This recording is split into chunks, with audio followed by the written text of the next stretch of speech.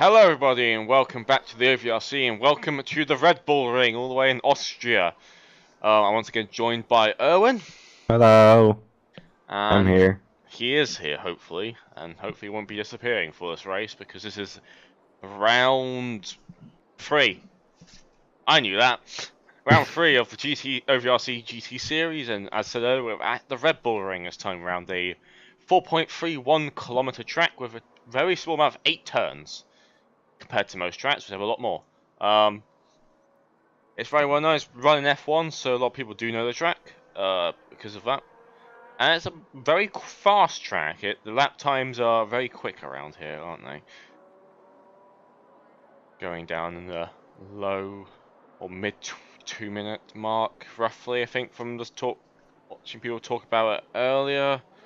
Yeah, so people were saying 129s in the GT3, so it's faster in GT1, of course. Going a bit faster though, because obviously the GT1s have all the grunt down the straight and the corners. Not quite as much of an advantage as people would expect them to have, but that always leads to exciting racing and multi-class action. Quick running down of the order in each category. Currently leading a GT1 is Thomas Jensen, who is tied with Tom Dentist. So it's not really anyone fair. They're tied right now on 45 points each. That's 1 win and 1 second place for each of them. Obviously, Tom Dentist took the win last time out in class. Followed by Radek, who's in 3rd with 29. Connor Mathiasson in 4th. And Sebastian Bruni in 5th, who's having a very consistent run so far. While not winning any races of the game, he's been consistent so far, so sometimes that's better than winning. If we go with the team standings in GT1, it's the Open Vires Racing Club in 1st with 54 points. Maytech Racing in 2nd with 40, MRT in 3rd with 31, and a new team which is entered this time around, the because that what it says. Actual Vision. Actual Vision Community Racing. There we go. And Only one person in that team right now, though. and yet to race, so I caught me a bit off guard. So I'll go for the 3 of them. Do you want to quickly go for the top 5 in each for GTA 3, Owen? Yes, so the top 5 drivers in GT3 right now. In first place, there's Marcus Lawrence. Second, Anton Kivalainen. Jordan Wonsink in 3rd. 4th is Robin Sutherland. And 5th is Maxim van den Hove. And in terms of the team standings, we've got Concrete Racing leading, and in 2nd there's Over the Curbs and Far Away. Nissan Nismo Tango Team in P3, Max Motorsport in 19, and Berlin Motorsport in 5th. I mean, Max Motorsport in 4th, they have 19 points. Yeah. So the drivers are very close. The teams not so much.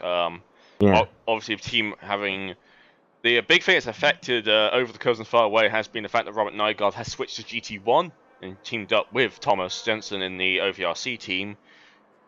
He's not racing this time out though, so only going to be one set of drivers out for OVRC, which may lead to possibly Maytech jumping them again, because Maytech always going to have 2 drivers out, unless I've been told otherwise.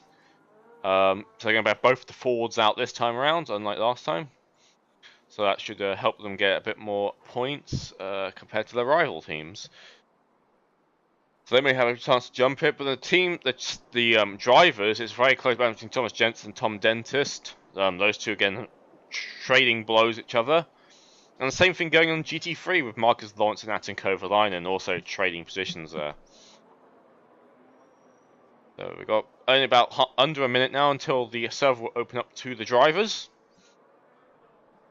And anything sort of looking for in this practice session as we're going to move into it very shortly. Or he's going to look for general pace. Yeah. It's not much really to say, unfortunately. We don't have much information going into this because, surprisingly enough, there's not very little practice coming into this, what we heard around the paddock as such. A lot of people say, I haven't barely done any laps here. We have actually raced here in Season 1, by the way. It's round 2. And the reason I remember that is because it's my first race in the Nissan GTR. But that's a long time ago now. This is now Season 4, so none of that really matters, and the server is now open to the drivers. There used to be starting to see some drivers very shortly on the track.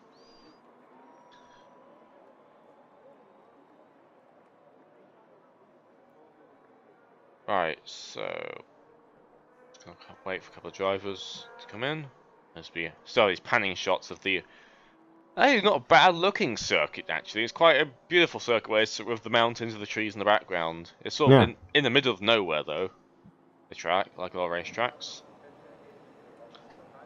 And we do have our first driver, which is Thomas Jensen, leading the championship in GT1 in his Sarline. We have a quick flurry of other drivers slowly joining the session now. So we've got Mark Whitford in the Porsche 911, and we've got Distento in the SLS AMG, the older Mercedes GT3 car. It's a bit older. It's 2012 sort of built. Can't exactly remember when it was done. Right, having our first car out on track now, which is Mark Whitford in the Porsche, followed by Dento right behind him as they go through this quite a tricky pit lane to exit. As Yeah, Dento and just showed Dento is there. already spinned. So that's a good start. Yeah, it's quite easy to do that because it's all off camber here. There's lots on that pit lane, so it's very easy to get the car unsettled and spin it around. So it's a very easy thing to do. And he probably won't be the first and won't be the last. Well, he is the first, he won't be the last though. Mark Whitford now heading down towards turn 3. The good news about this track is turn 1, 2 and 3 are all very good overtaking opportunities. And they've all got quite a lot of run up towards them, so you've got a lot of time to prepare your moves, and it's all about late braking and being brave on the brakes. But you can overtake in other areas, turn 7 and turn 8 are the places you can do it. And sometimes into the area now, the turn sort of 4 to 6 area, if you cut your car further enough alongside someone. So now seeing some more drivers joining the session. So we now have Conor Mathieson, Bram Morrell, Nav, and Victor Berlin in here as well. As Mark Lawrence and Tom Dentist also joined. And so did Jordan Wonsink. There are 10 people in right now.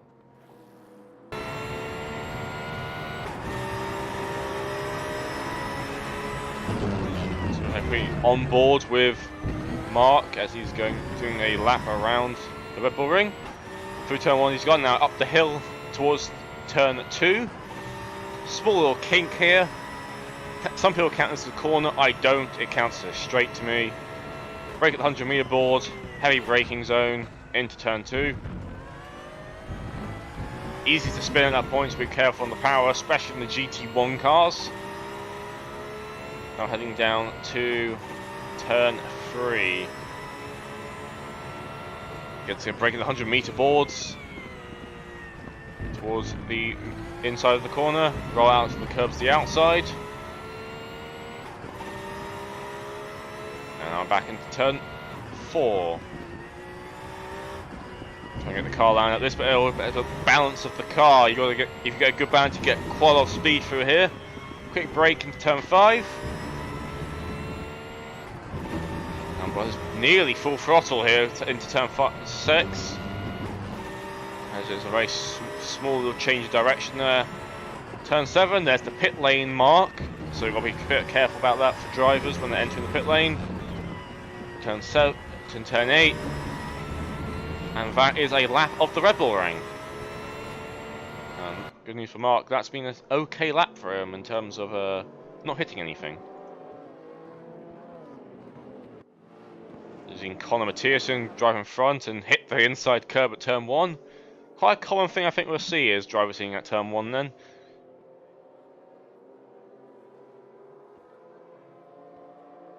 Only 13 cars on track, there's 0 of them yet to set a time yet. It's very easy to get off tracks around here, especially in qualifying. So you've got to be a bit careful about that when going around.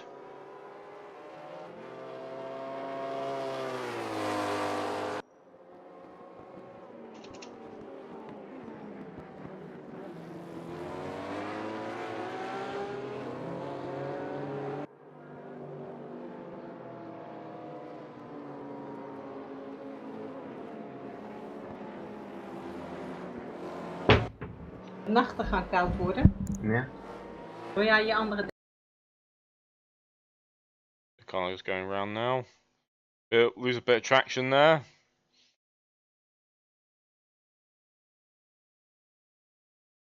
On the brakes now, down into turn 7.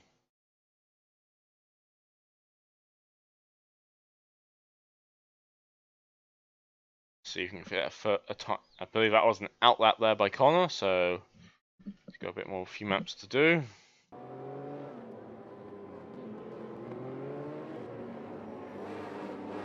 Once again, it's a bit very wide in turn 1. Turn 1's so easy to hit that inside curb and send the car very wide on exit. It won't be easy to get a lap here, I don't think. A clean lap anyway. We've got a few new faces, I believe, in the GT series coming on now. Some drivers obviously have been racing here before, but in other series, in past season 3 of the like, as Marcus Lawrence sets the fastest time just behind Dendo, who sets the first time. Currently fastest time is 1:29.709. Dendo 2 seconds behind him in the SLS. Mark very much quickly on the pace, as he is currently trying to defend that challenge from Enter Kovalainen, which is also in the server now.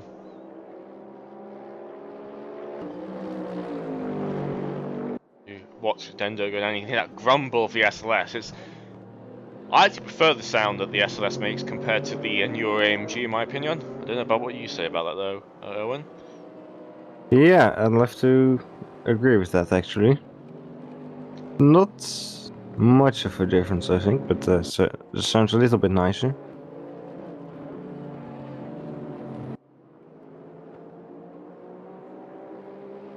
Marcus is closing the gap, so you can definitely tell which of these drivers is the quicker here. Worth noting though that the current fastest GT1 time set by Tom Dentis is only 3.4 seconds faster than Lawrence's time, so you can see the pace difference of these cars. There's not much here, though we should be seeing time slowly drop down as the session goes on.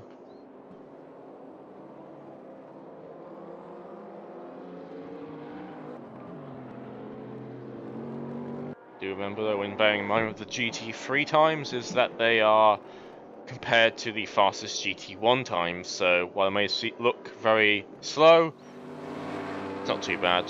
You compare them to the fact that it's being compared to a lot faster class. Tom Dennis is still the only GT once at a time. He's in the Ford GT and currently second in the tied first in the championship.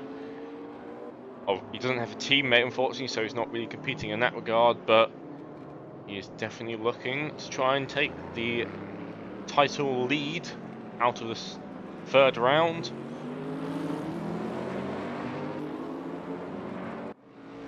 Got a bit of GT3 traffic up ahead as the track is getting very busy now. 21 cars in the server, with most of them out on track right now.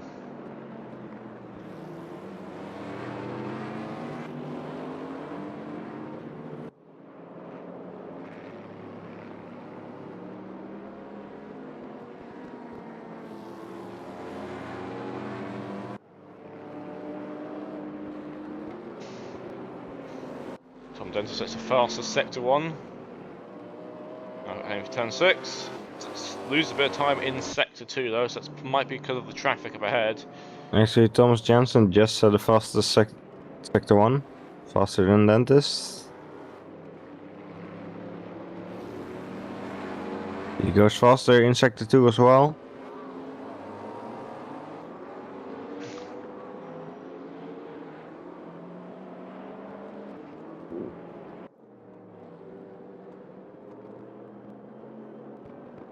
So it looks like Tom Jensen will set a faster time. He doesn't get his lap invalidated by going wide at these last few corners.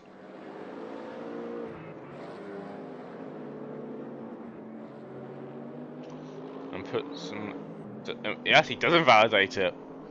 So that unfortunately means his time will not count. Yeah, I think at the entry of turn 8 there, he went a bit deep on the curb, so I think that might have been where he got invalidated. Omnen is currently sailing fast sector 1. He is new to the GT series. He's making his OVRC debut in the touring car series. Can't exactly remember where he finished. He finished pretty high up the order, if I remember correctly. Well, I remember him running fairly high up the order at some point during that race. He's in the Sarline GT1. So it's nice to see him here. Maybe another challenger against the current domination by Tom and Thomas. Maybe that is the issue, is having too many Toms. It's bad for your league.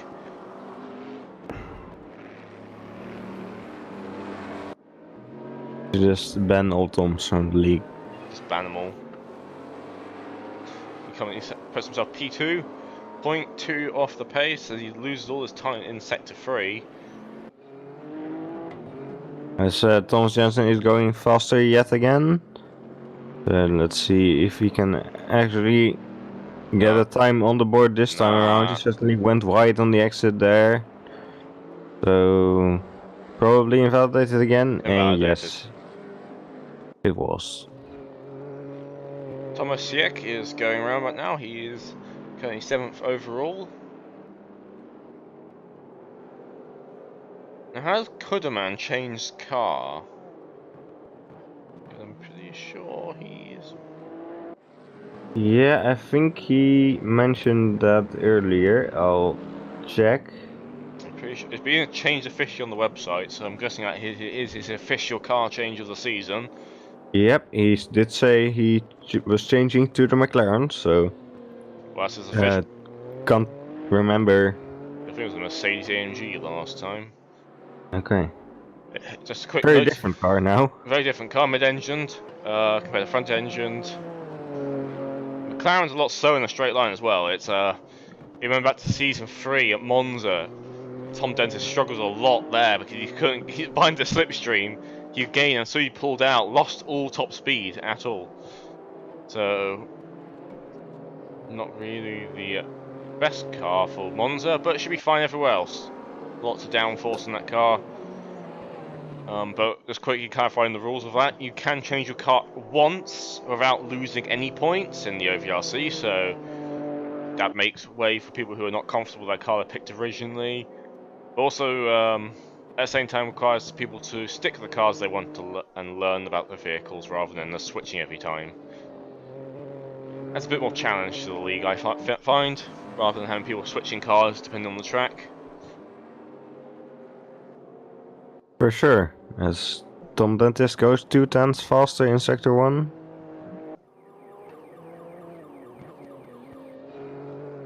So let's see if he can set the time without getting invalidated, unlike his rival Jansen. Johnson's going to be trying to push as hard as he can. I think that's going to be the case. As what practice is for, is trying to find those areas where you can push and areas where you cannot. So Dentist lost some time in Sector 2. But maybe he can still go faster. And he does not. No, he loses a bit too much in Sector 3. Just quickly looking at him now and looking at his times, he does lose a bit in that last sector.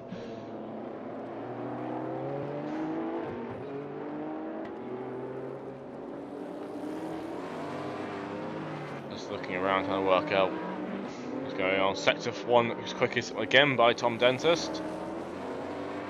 So this might be one of those sectors where everyone improves there but cannot make it apply everywhere else. We have seen a lot of fast Sector 1s right now. Yeah. So John Dalton also went faster in Sector 1 than Dentist's current lap, but or currently standing lap, but not compared to new lap that Dentist is on. It seems that Hillemans has spun. Yep, he's just coming. Oh, Tom Dentist goes very wide then. Yeah. Out of turn 4. I believe he's keeping going. I don't know if his lap has been invalidated right now or not. I'll soon find out as he crosses the sector lines. Oh, and Van der Hove goes off there at turn 7. And believe Tom does lap speed. Indeed. And being invalidated, he's gone very wide at the exit of the corner then. And yeah, it's been invalidated.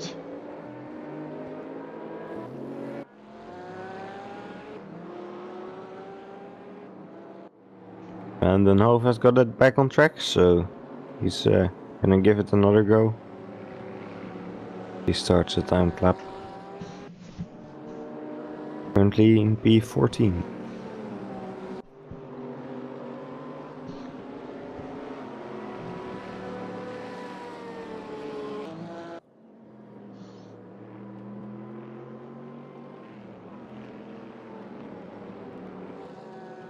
As Jansen heads around turn 8. Looking faster again, although not quite as fast in sector 2 it seems. And he puts himself P3.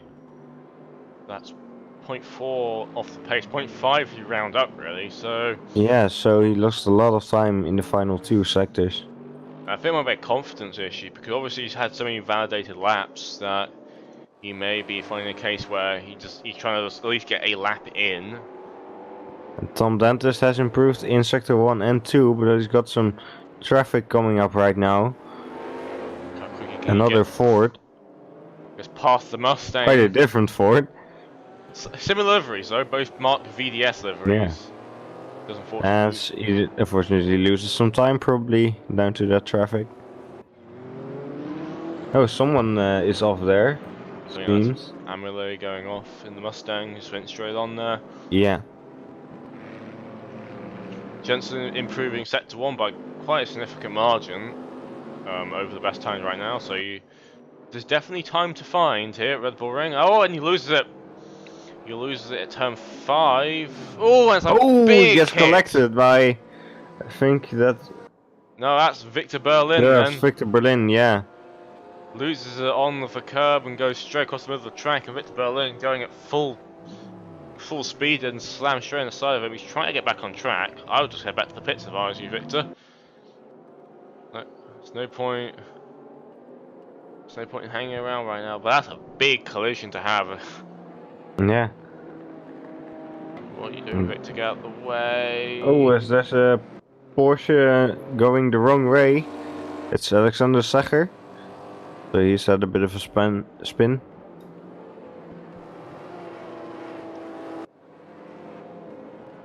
Tom Dentist now stuck behind one of the Nissans. I can't exactly tell which one it is, as they both use the same number, unfortunately. Victor Berlin does seem to use the opportunity to get some pit stop practice in, so probably a good idea when you're not going to be able to set any more timed laps at all. Of course, he does seem to personally get in the way of Morel on his entry into the pit lane.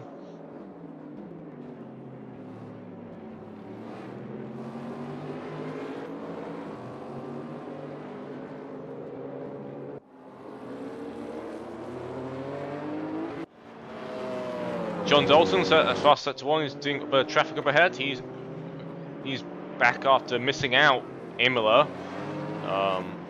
but he's now back again for this race. So hopefully help his team score a bit more points this time around. As compared to Imola, they didn't really get as much points as they probably would have liked, due to only having one car running, which unfortunately does not help your points. As the fastest sector 1 was just set by Jaroslav Honzik, or Georgier. So he's joined in now. He's joined the server, and I believe he will be doing a POV stream. So is John Dalton, by the way. If you head to the OVRC Discord, you can find the links to those if you want to watch some POV Discords. Obviously, not Discords, watch some POV stream, but obviously stick around to this one because this was the best one. Not biased at all. Uh-huh. So Hunzig's going around now. He's heading sets of turn 5 and turn 6. He's in the Sarline, a very popular car in the GT1 category. Yeah, there is a POV stream planned on his channel. So he says he'll be going live at 9:05 Dutch time, I guess. So he'll be live as soon as qualifying starts. He slots himself P5 for now. 0.6 off the pace right now. Interesting enough, Thomas Jensen is still 0.48 off the pace right now. So he's still struggling to get in a position where he is happy.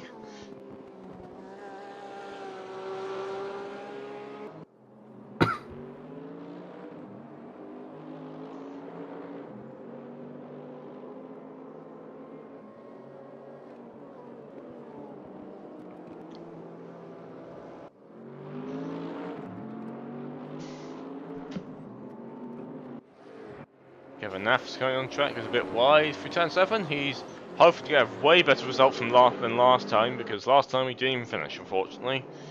So he's hoping to maybe score some points today. Currently sitting P15 overall in the Ford. Why did I say Ford? BMW Z4. For some reason Ford came to my head when I saw that car, and I know for a fact that's a BMW because I'd driven that exact same BMW. Things happen. We make mistakes. Also, I won't say it now, I'll say at the end of it, depending what happens, but I have a theory about that car. Okay. Well, Jaroslav Honzik just went fastest by 0.3 over Dentist. So he's picking up the pace. Let's see if any of the regulars can find some time now, because that's very much set the time to beat now, a 1:25.685. Kind of your fastest time right now on track. The fastest in GT3 is a 1:29.277.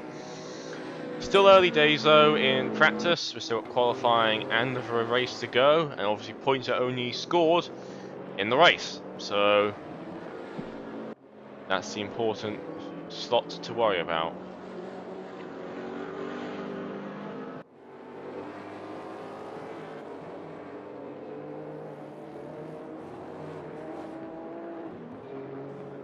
As Bram Morel just spun.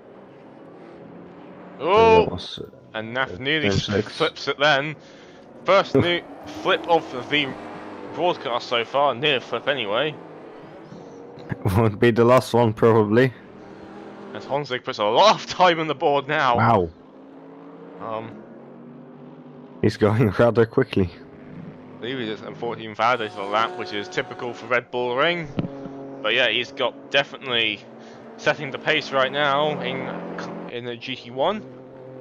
It does look like the others will have to step up their game a bit to keep up. Yes.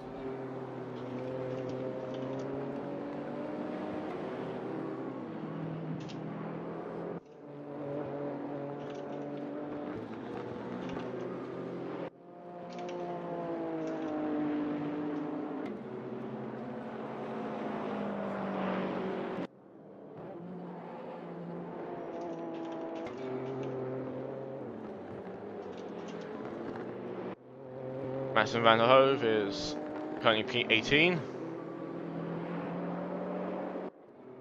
Interestingly enough, he's doing surprisingly well in GT3 standings. He's currently P5, and I don't think it's one of the cases where it's been purely on pace. I think it's more being a case of being consistent and finishing.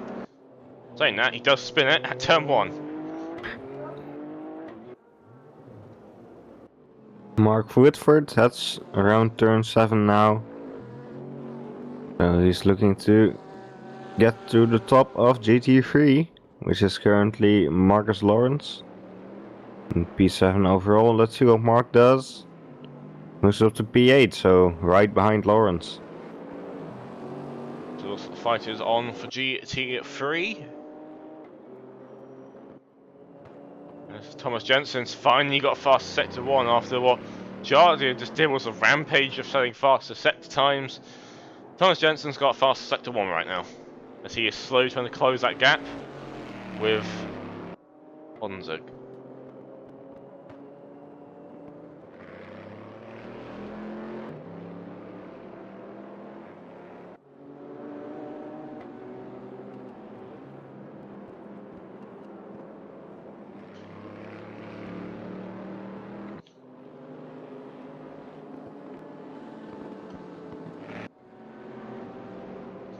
not quite as quick in Sector 2. It's a personal best, but not a overall best. But I think most of the time we'll be gaining in Sector 3, because it's all about how much you believe in your car to keep it. And he goes very wide out on turn 7. I don't think that will be counted, unfortunately. It wasn't. Wasn't. It's all about, I think Sector 3 is the place to gain the most time for these GT cars, because it's all about trying to see how much far you can push it before you get a track limit, or you lose time by going wide. So it's all a matter of compromises. There's Victor Berlin back out on track again after his shunt earlier. Well, not really shunt, but more ploughing into the side of Thomas Jensen as he sideways across the track. Obviously, practice there, you can just literally return back to the pit lane and get repairs immediately. So he's currently in P17, which is not where he'd usually be. So he moves up to 16 now, but still not great. As he spins out, I think. On the curb then. Yeah. Easy to take too much curb there. Luckily he got out of the way just in time for the Mercedes. Sebastian Bruni is now on the server in the Nissan, so it makes one of the Nissan GTR GT1s now on the server.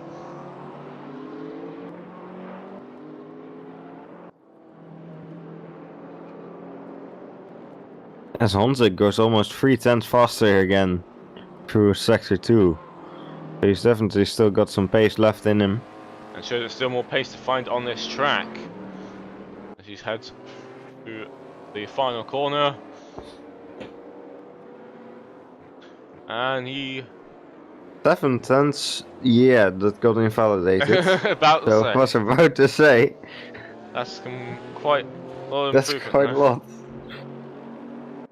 So, with Victor Byrne mentioned earlier, his teammate right now, Timothy Haynes, is currently setting personal sectors in the other Mercedes AMG, the other blue one. And I love it when the teams manage to have similar cars which are got different numbers, but you can still identify which one is, but still look similar. It's just it's very nice to see. Interesting enough, for the blue Berlin Motorsport team, everyone sort of assumed going into it that Victor Berlin would be the fast one out of the two. Timothy Haynes, though, is doing a cracking job right now. He's carrying the team as much right now. Saying that, though, he does spin off in turn 1. Nice. Maybe I should stop talking. Commentator's curse. Maybe shouldn't. Maybe I should see them go across the line and stop talking about them, because if I do that, they're going to spin. I can only see the drivers just whacking the traction control going into the race for that first corner, because they're going to need something to help them, because if we can have that, especially with the... Honzik is faster yet again. Let's see if he hasn't invalidated his lap this time around, and he hasn't. So he's moves half a second ahead of Jensen now. That is insane. That is one fast boy. What was it last time we had something like that? It was like Tom Dennis at Imola, wasn't it? When he was just pulled a lap out in qualifying or practice, where it was just like, how could anyone match that? And it's a bit like that right now, but obviously a lot earlier in the session as we head to the halfway point very shortly, and we'll be taking a quick break. And commentating, that is. We'll be right back very shortly.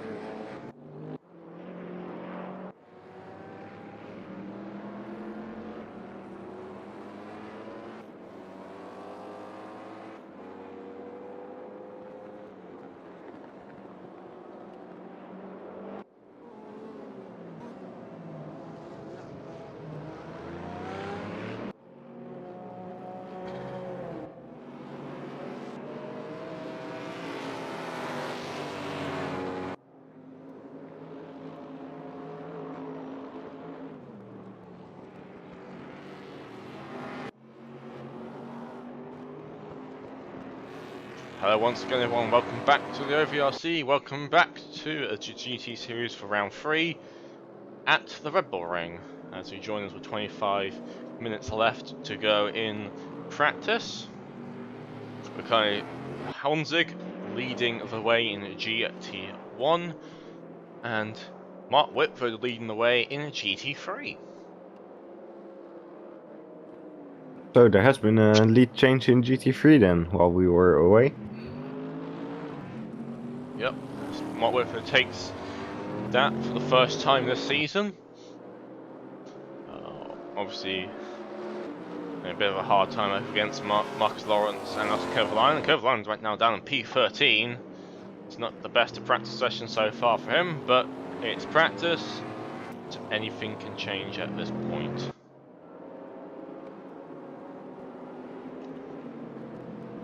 So far it seems that in the GT1 category, the cars are struggling to get up to Honzig's pace, as he is still fastest on the track by far, by over half a second. Yeah.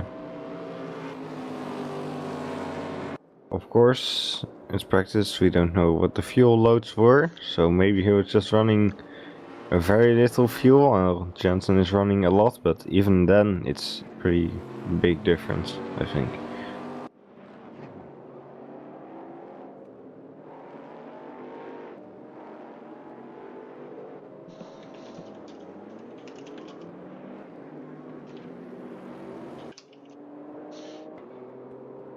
Bit of tire smoke there at turn 1, quite a common point for cars to spin off. Honzig right now is fast sector 2 again, so he's looking to improve his current standing in the class. And as Fox just noted in chat, yes, there's a .002 difference. 1. I'm not even seeing that on my side, it's just the same times for P2 and 3 in GT3. Jose time unfortunately is invalidated just then, as he is against track limits catching him out. Immediately starts setting a fastest sector 1 time.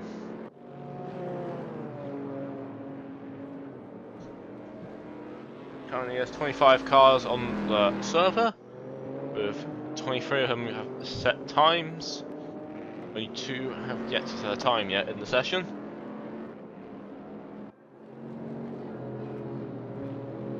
Interesting to see what happens at the end of this session.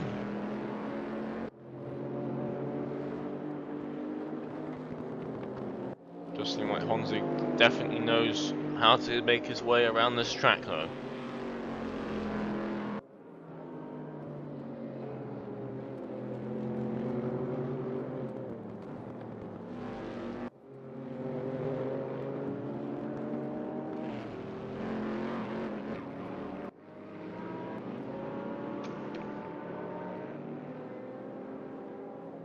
Across the line and gets validated again, so very much trying to push to see if he can get any further up the order. Tom Dentist is still trying to improve his time, got a bit of traffic up ahead. One of the Porsches makes his way past him, but probably lost already the time. It's how much time you do lose by just trying to pull out of the way of traffic on anything other than a straight line. You use a lot of time by doing so. Marcus Lawrence is going faster, and he didn't go faster after all. So I think his lap got invalidated towards the end.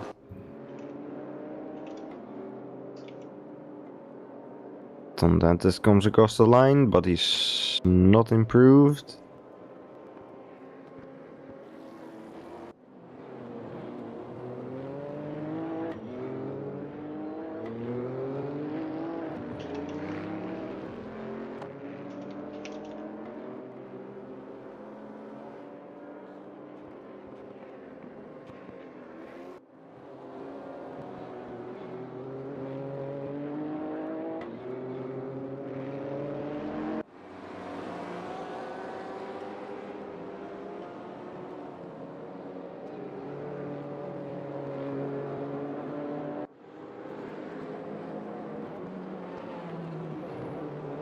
Marcus Lawrence improving his personal sectors right now.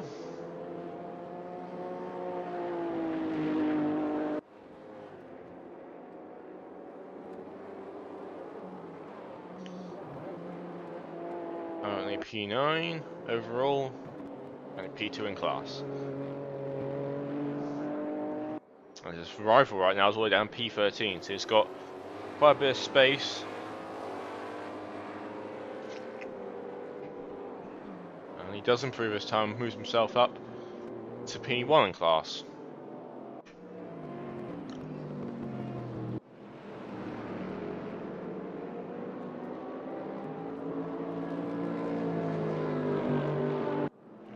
David Simon currently P24, the slowest of the set times right now. Looking to change it, obviously. As you've got Attica line right behind him.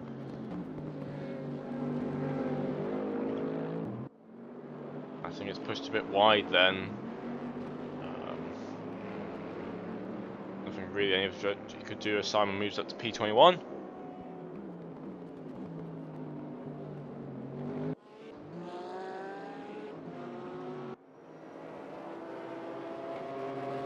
Cole Mathiasen improving his sector times as he's got John Dalton in front. His teammates, so the teammates trying to work together so I'm get a faster lap time out. As there's under 20 minutes to go in this session.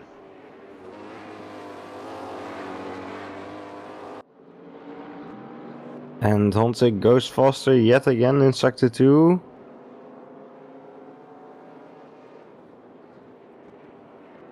He got a bit wide at the entry of turn 8, I think, but I'm not sure if it's enough to warrant this his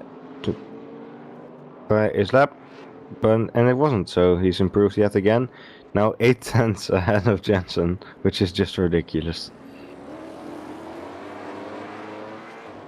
Yeah, that's really a hard gap to close, but it's one thing to know what Thomas and Tom can do is just pull us a lap out of nowhere sometimes, so Yeah. hopefully in the next 20 minutes or so they can do something of the like. It won't be the first time that one of them has done something nearly as ridiculous as that. Come a few years back, not years back, a season ago at Monza, speaking of Monza again, Tom Dentis was really struggling for pace all the way for practice. Comes qualifying, puts the car like on the front row. Just out of nowhere, on the front row of the McLarens. Like, what? How on earth did he do that? So he's. It's somewhat of a normal thing for him just to pull out a quick qualifying lap out of nowhere sometimes. But Honzik is looking to improve himself even more right now. Of course he is. Guess rides a bit too much curb then though. On the exit of turn 88. And does lose some time then. I'm just wondering if he'll be a second ahead of Jensen by the end of this session. I somewhat hope he doesn't, but at the same time I do. So it'll be very interesting to see where he does end up at the end of this.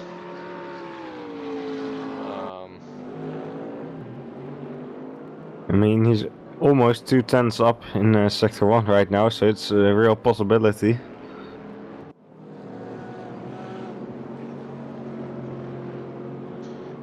And back in my mind, I was hoping like one of the other drivers could just pull out something to get anywhere close to it, because that is an insane time to reach.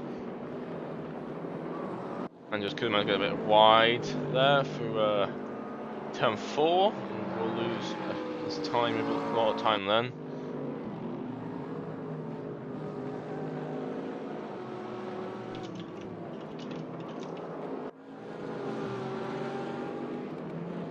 As he pulls into the pit lane. This has got a very interesting pit entry because it's quite a long one. It sweeps around the inside of the corner. And interesting, the pit limiter does actually end fairly early on. So you spend a lot of time in the pit lane going at full speed as such. It's only until the pit straight itself where you actually have to put the limiter And on. there he goes, 1.3 seconds ahead of Jensen. What on earth is going on right now? You can't replicate this in qualifying. There's no way you can replicate this in qualifying. I'm really hoping he We'll doesn't grab. see. Because I mean, honestly, this is a complete and this is utter ridiculous. It's complete and utter domination right now. Maybe you'll win it in the race. Maybe You we. never know. I mean, it is his first time racing in these cars with the OVRC. Maybe some of the regulars can think of some crafty pit strategies. Yeah, of course. Let's see if he's got the fuel saving figured out. Because you have to save fuel in order to make a one-stop race in the GT1s. There's also the aspect you could take tyres, no tyres. I mean, no tyres so far has not worked. I think only one person's attempted it this season.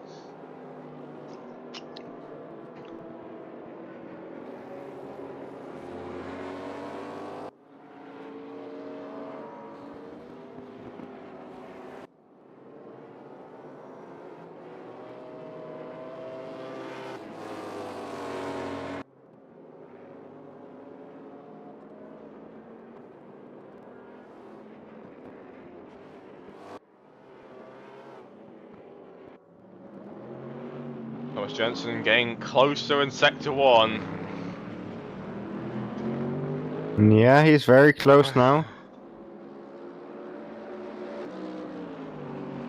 So he's really gonna have to try hard for this one.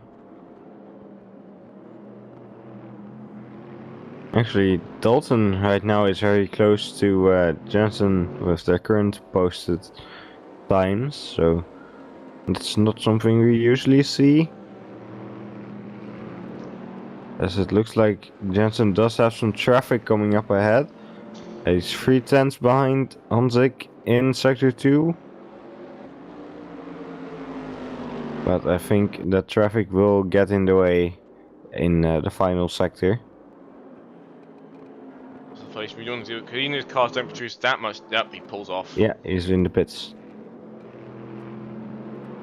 I mean, he's still losing a lot of time on Sector 2, so.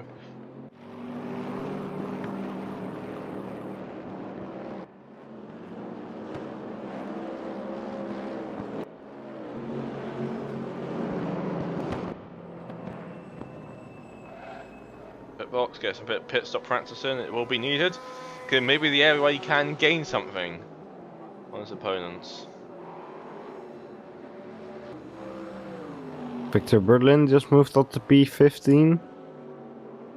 So gained a couple of positions.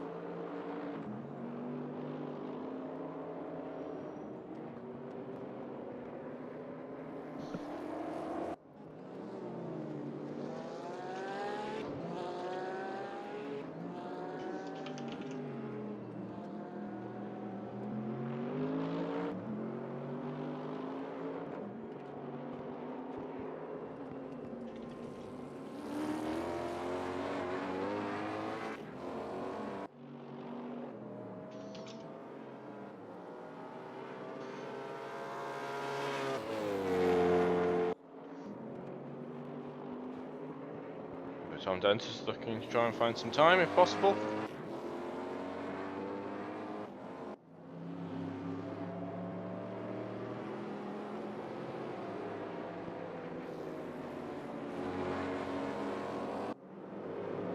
Bit wide there. That'd be unfortunately lap over. Victor Berlin still struggling somewhat down, quite far down the order right now.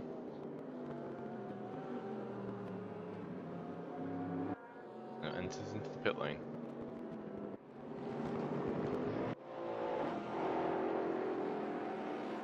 So Sebastian Bernier is currently in the last position in GT1 and he's quite far off as well.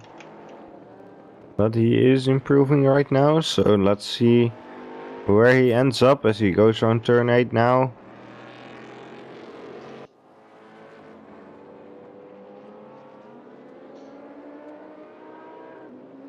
And he improves a little bit, but not much.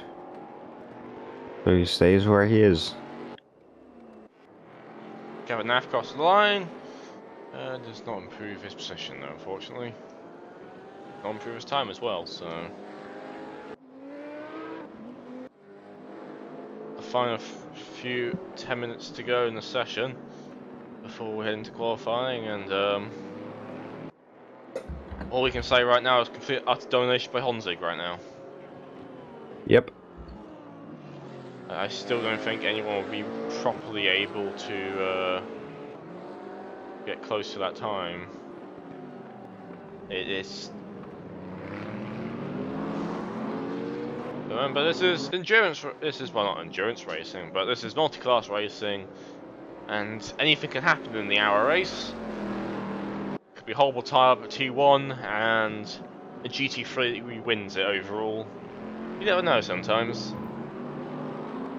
That's gonna happen. Probably won't happen either.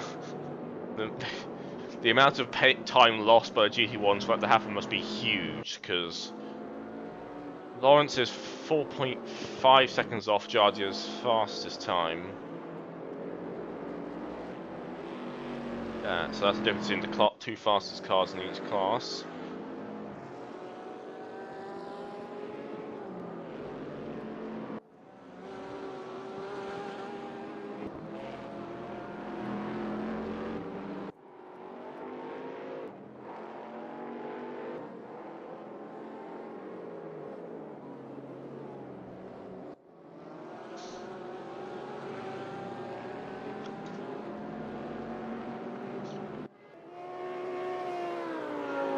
And to Kovalainen looking to improve his times, he's got a P13, so quite far down the order compared to where he normally is. You know, but GT1 coming up behind him very shortly. Yeah, he's got Tom Dentis coming up behind him. Tom Dentis is down in P5 currently. So, looks like a couple of tenths off Jensen. The good news for Tom right now is the fact that Thomas is not in the lead right now. So Yeah. if he is going to get close to him, the point difference shouldn't be too big. As Dentis moves into the pits.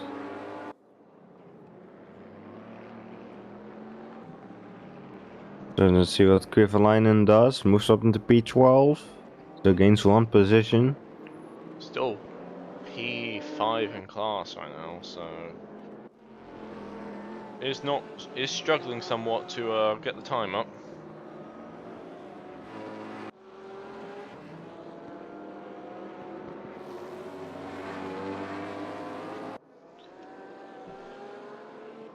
Mathiesen heads across the line. He will probably not gain much on this lap. Doesn't gain anything, in fact. And for the last few drivers to be able to join. Yes, Jan Ruska comes along the final corner. He's all the way down in 24th right now. And he improves his time, but stays where he is.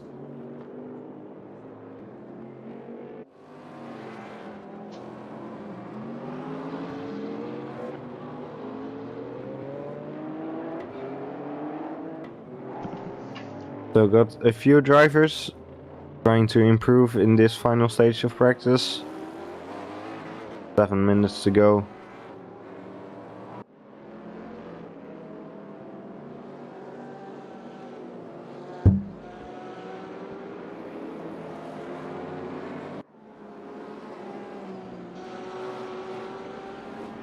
Not many laps to be able to do now. At this point, you shouldn't be doing too much setup adjustments. Because obviously, if you do that, you might throw yourself off qualifying. So, at this point, it's very much a case of just hoping in the last minutes of preparation done.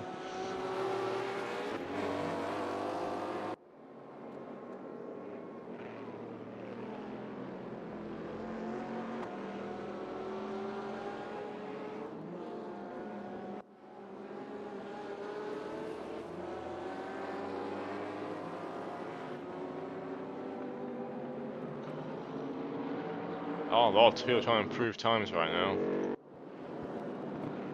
Thomas Jensen being one of those. Still nearly half a second off the pace in sector 2 though. Definitely not being the easiest time for him right now.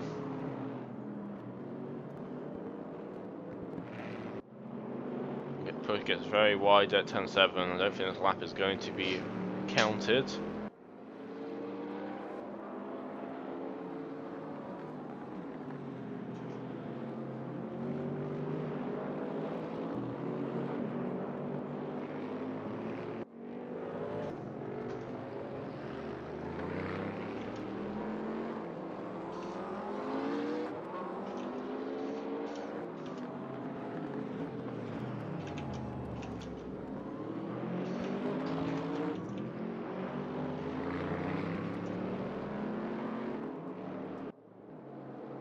It's worth noting that the Thomas Jensen people are getting very close on Sector 1, but it's all about Sector 2 and 3 where they can't make the time up.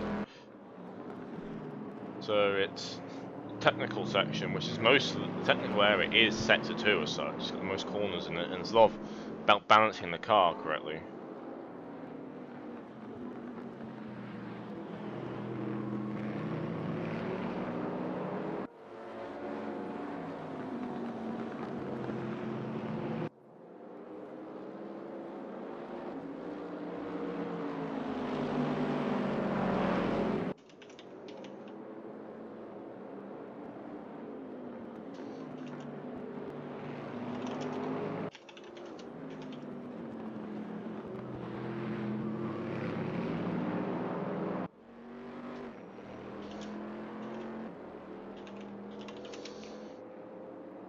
Thomas Jensen still struggles to get up to the time. 4 minutes left to go.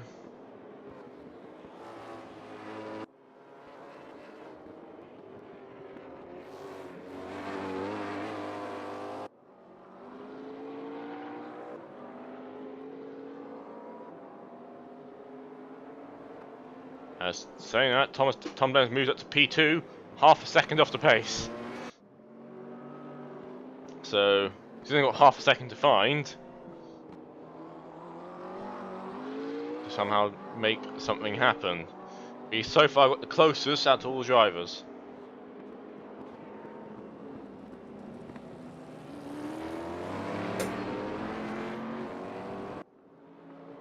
Half a second is still quite a lot though. But he's looking not far off in Sector 1.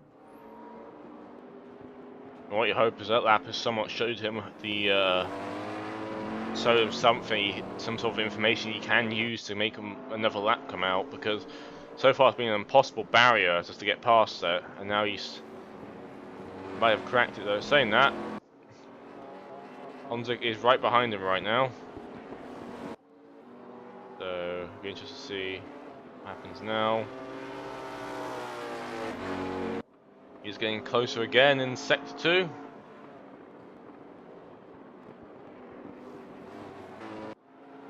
It's very wide there at turn 7. Wide again, oh, and he loses it.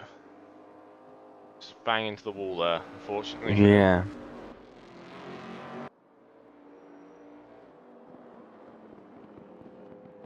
So Sebastian Buhner is going faster, but not in the final sector actually. So it looks like he's struggling there.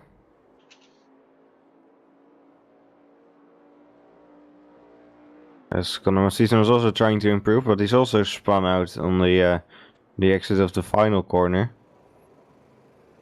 So he's not getting another lap in, as I don't think anyone will. Jan Wellen van Ommen still lapping, but not exactly quickly right now. Maybe he'll have just enough time to finish another lap, but I doubt it. No, should be just about enough. But it's not really looking like they're improving their times at all right now, so this is literally the last couple of... just getting a couple more things set up, ready to go. Yeah, Sebastian got his time invalidated in the first sector. The other than that... Oh, Omen straight into the barrier. Nice. At least he's parked it right before the track exit though. Yeah. So that's convenient. Honzig, and now you go back in the pit lane. Not many cars left on track, only 3 cars. 2 cars now. 1 car now, as Thomas Seck is the last car on track right now. As he heads in to the pit lane to get some last second pit stop practice. I think this is the first time we've had everyone being in the pit lane at the end of practice. Usually still some people on the track, but not right now.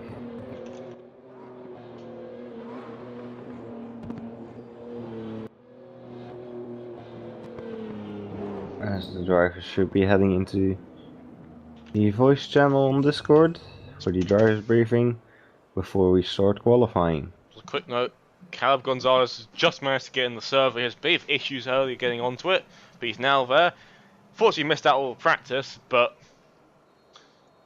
sometimes it just happens, and there you go. Those Honzig has got P1 in the practice, and Marcus Lawrence has got P1 in GT3. That's going to move on to the drivers briefing very shortly. A bit of a delay due to the fact that the person literally joined last second. But so far, 26 cars on the grid, and a fastest lap time which is still out of the reach of most of the other drivers. So we've got a bit of time to do some quick predictions before going to qualifying. Wonder who will get pole. Wonder who will get pole. Looking very unpredictable right now. Definitely a close fight. You say that, you never know what might happen. I mean, we've got 2 people right now in regulars, which are very well known for just last second pulling out laps. So you never know what might happen.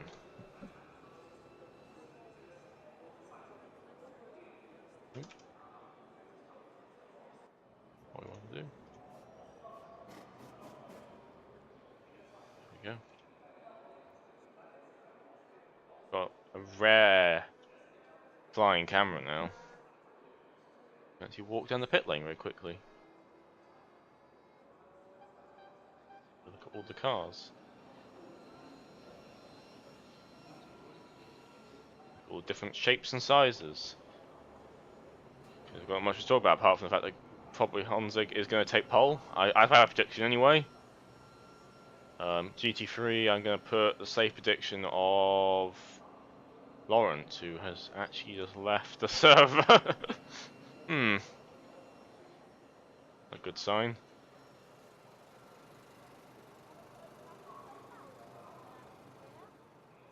But any predictions on your end? Or are you going to be fairly safe in your predictions, what do you think? Yeah, same as you basically. I think Woodford might challenge for the GT3 pole, but that's about it. I think Hanzik should be able to grab the GT1 pole fairly easily. Or comfortably, unless someone can really pull something off, which might happen. But he's looking comfortably ahead so far. Currently there's 27 cars, 26 right now. Oh, Marcus Lawrence is back, I've missed him. So we've got 26 cars coming on the server.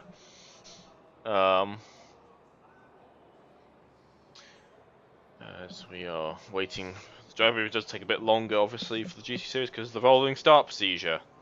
Everyone's favourite procedure. But does add somewhat interesting start to the races. Especially on Red Bull Ring where it's got GT, that Turn 1, which is going to be interesting to say the least. It's always an interesting Turn 1. A lot of tracks do have very interesting Turn 1s, it does turn out. Why is no track managed to get a Turn 1 which is not just chaos?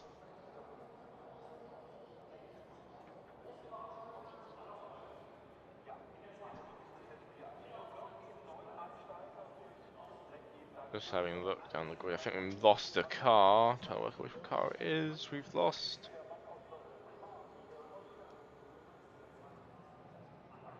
Which car do we lose?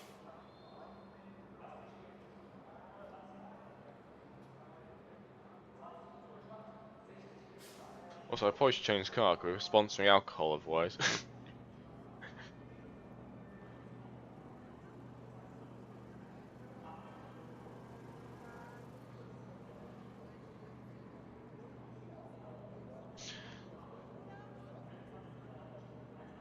So look down the all. Let's have a look at who we're missing. We're missing a car. We dropped down to 25 cars now on the server. So a car has left the server, but they're probably still in the driver's briefing, which is the main point. And the other question is, will we see the famous OVRC qualifying rush? I think there's a 99.99999% chance we will. Oh, and There we go. Mark Whitford once again takes the qualifying outlap trophy. He is so quick on those, isn't he? He's always there. He's always just like, jumps it straight away. He does have a bit of GT1 traffic behind him. Oh, he's got a lot of GT1 traffic coming behind him. As everyone's trying to get as much running as possible, because, especially in the GT1 category, because of you got to somehow reach that lap time of Honzik. Somehow.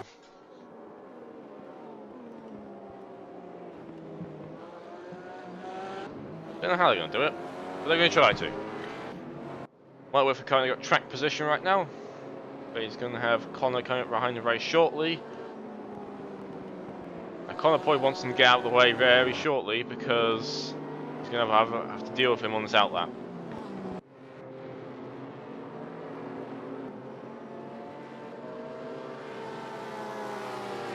And there we go, Connor gets past him, Mark pulls over to the side, but will be in the way of Thomas Jensen coming over now.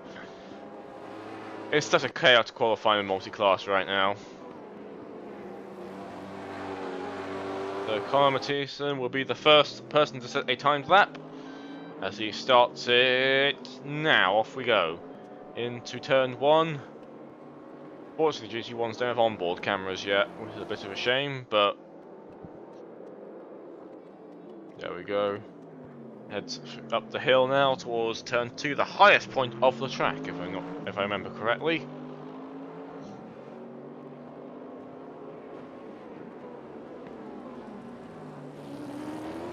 Now turn 2, bit of the curb there. Try not to lose too much traction. Now down this. Now you start the descent towards turn 3.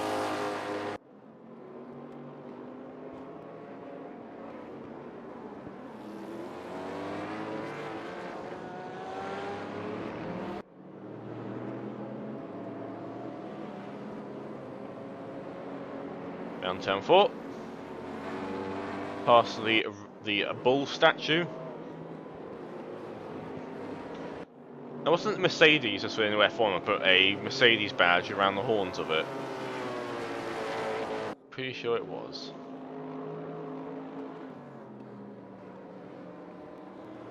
Through the last 2 corners now. Now there's a point trying to set a bank lap in, so you don't have to push it too hard. Saying that, it does lose a lot of curb then. And Sir Thomas Jensen has set the fastest first sector so far, as well as the second sector. His first couple of times are starting to roll in now.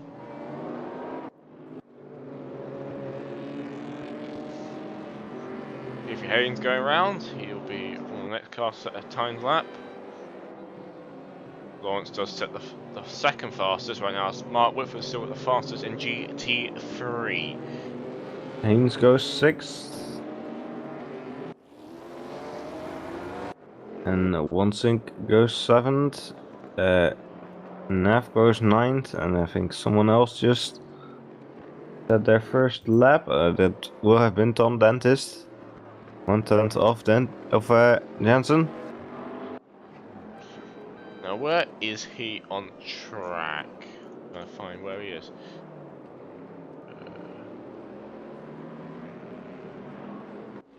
There we go, it's Honzig. Let's find Honzig as he is still on an outlap, it does seem.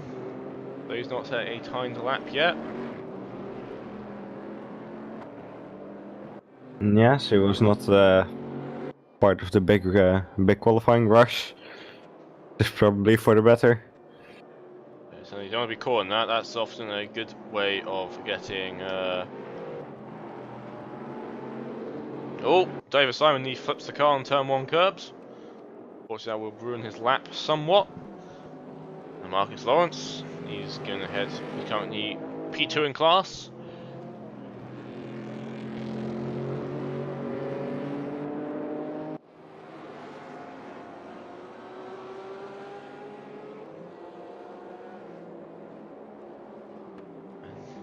Still yet to. Andreas Kuderman, currently P8, so P3 in class. And McLaren, the first time out in that McLaren. So hopefully we'll do him well. He's hoping it's going to do him better than he did in Mercedes. Otherwise, I don't see why he would change. So Hansik just went a bit faster than Jensen in Sector 1. So he's getting his first timed lap in.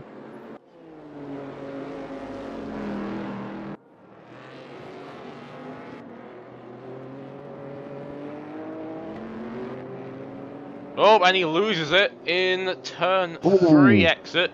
Very nice little pirouette though. Managed to get it facing the right way. But that's not really the best way to head around there. Yeah, Jensen is now improving his Sector 1.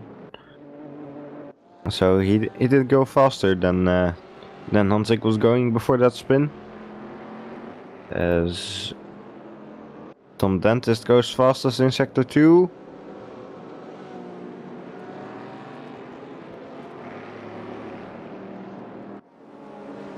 You could see a Nissan off the road next to him. That was Sebastian Brunier.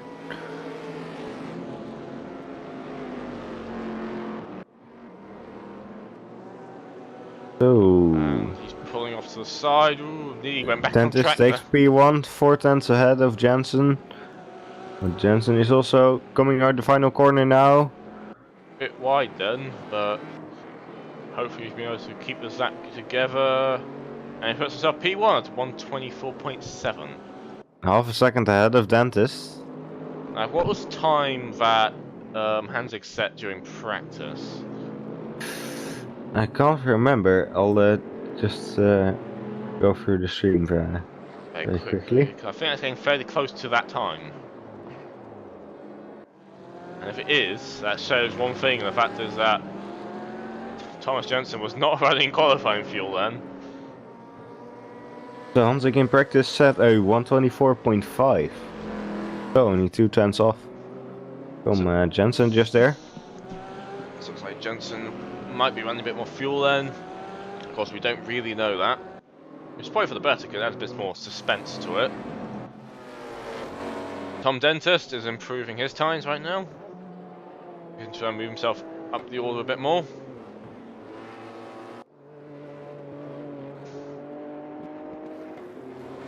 Meanwhile, in GT3, Mark Lawrence has taken the lead in that class, followed by Mark Whitford, Kuderman, Haynes, and Hillemans.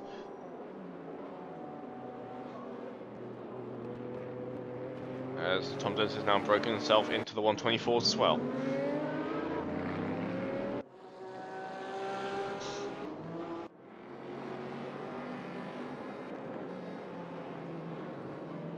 The one person who's going to struggle this race will be Gonzalez, who don't think he's put much practice, if at all. So he's literally the first time out on the track right now.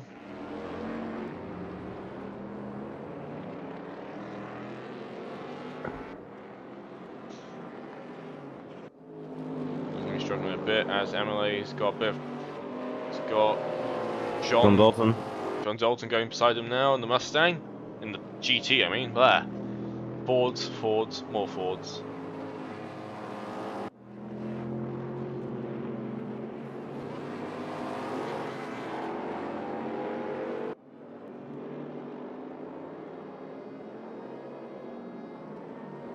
Dalton moves up into P3 and the Maiden moves up into P19. Sebastian Brunier, placing P6. Going to continue his championship charge, being very consistent. And hopefully try and bring his team a good run of points, as they've really been struggling, this little team.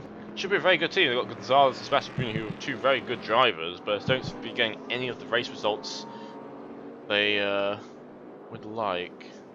Hanzik just went P3, so he's not quite done his insanely fast lap yet. Maybe just getting a safe banker lap in before he really starts trying.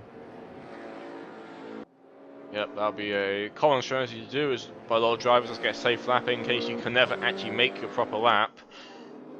So Kevin Naff crossed the line, P15. Right, Honzig, fastest sector 1. He's got Thomas Jensen behind him. I believe he got let through a bit earlier on.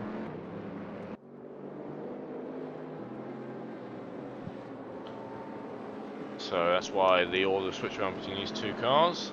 Oh, and he loses it again. He's not having the best of times so far. During practice, he looked very composed, very smooth. Yeah, he's maybe trying a little too hard now.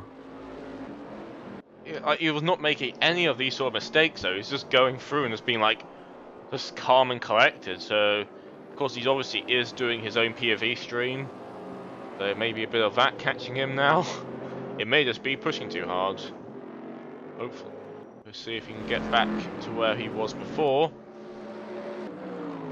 Victor Berlin, right now P12 overall. So looks personal fastest a sector 1.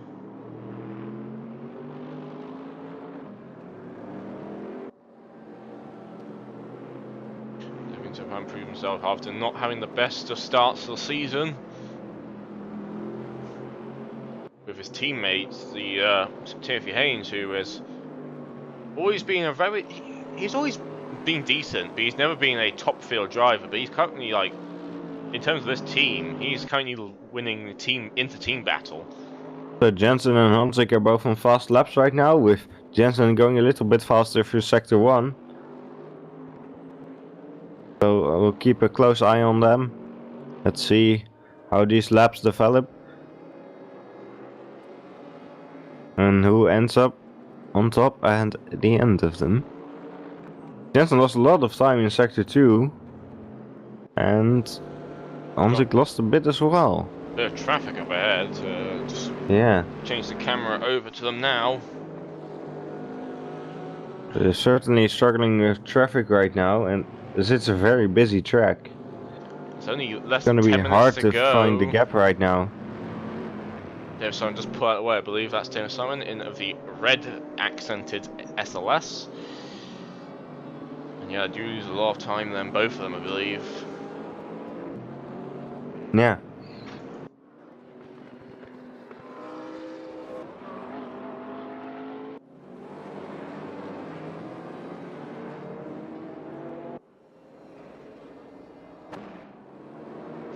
Speaking about Berlin Motorsport and his teammate, here is he now on screen, proving both sector 1 and 2 personally. He's currently in P13 overall. Got a bit of work to do. Gonzalez yet to set a time. So you may be just using this chance to get a bit of practice lap in, as obviously he missed practice due to having issues connecting to the server. He may be in a kit situation right now, where he's just trying to get some laps in and just qualify back of the grid. Hanzik is trying to go faster again, but he's running into some GT3 traffic of it was Dendo, and so he just held him up quite a bit in sector 2. The other SLS then? Yeah, the other SLS. So that cost him a lot of time through the second sector. See if he can make something up into sector 3. No. And he returns to the pit lane. So he decides that there's nothing to gain there.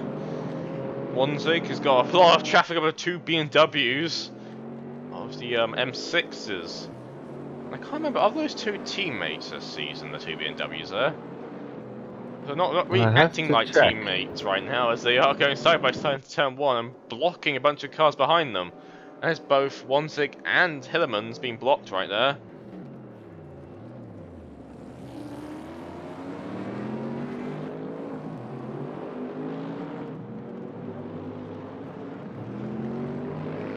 There's a little bit of on-track fighting right now in qualifying, which is not exactly what you want to be doing.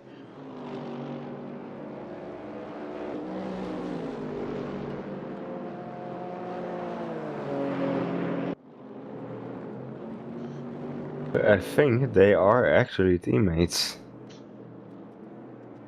I mean, if I was teammates, then I'll Might be wrong though. be particularly happy about what happened there, Looks like it. because that was quite clearly a bit of on-track fighting between the two. As Thomas Honzik really struggling to find a gap with all that GT3 traffic. Jansen goes fastest in sector 1. Just thought I noticed it, because I've really not been paying attention to GT3 at all. Mark Whitford's going at P1 in class with a 128.590. Nicely done. So a few tenths ahead of Lawrence. And Ayrton Kovalainen is quite far off the pace of both of them, but he's now in P3 in class, so maybe he can get something done in the race. I mean, he's so far basically always been a bit struggling in qualifying, but when it comes to the race, he just seems to be a very clean race. Obviously, the Audi right now does struggle a bit with the curbs, so it may be a bit difficult for him to get a good lap in.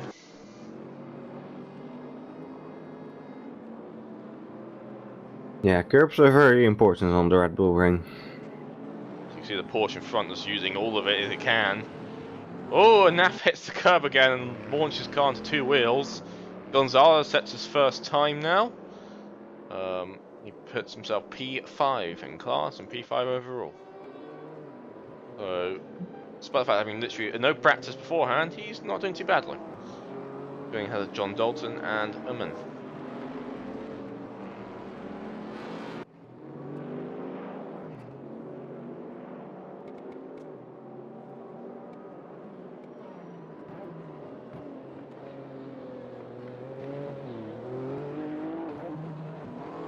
Honzik still stuck with some traffic ahead of him. And looks like he's having a hard time to get past. He's past now. And he's got a decent gap coming up. So we should be able to get a clean lap in now.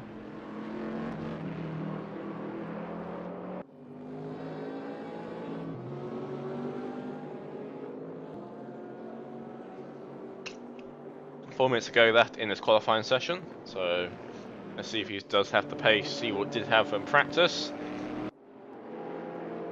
Or is that pace just not being able to... Obviously, practice a lot of cars are just sitting in the pit lane all the time doing sub adjustments. In qualifying, they're all trying to get out of the track and get as much time on track as possible. Quite a different scenario, and obviously the cars around you are fighting a lot more because they're on qualifying laps. And it is noted, I might well add this now, in the OVRC, even if you are faster, you don't have to give your position up if you're your own timed lap. It is up to the faster driver to get around you in that situation. So Bernier just shaved a tenth of his time, but he's still down in P8. it's about 2 tenths off the car in front. John probably trying to make his way a bit further up the grid. Honzik lost a lot of time in sector 2, but he doesn't have any traffic this time around. I think it might be a case where he's just not really... He's used all his, maybe too harsh, but he's all his skill up already. Yeah. Sometimes you do that though, you get practice and you focus so hard on practice to get fast laps, by the time you're just burnt out by the time you get to qualifying. Yeah. And it's an issue for some drivers. He just barely improves his time this time around, and I don't think he'll have a clean lap this time, as he's certainly got a bit of traffic coming up. So that's not looking good for him.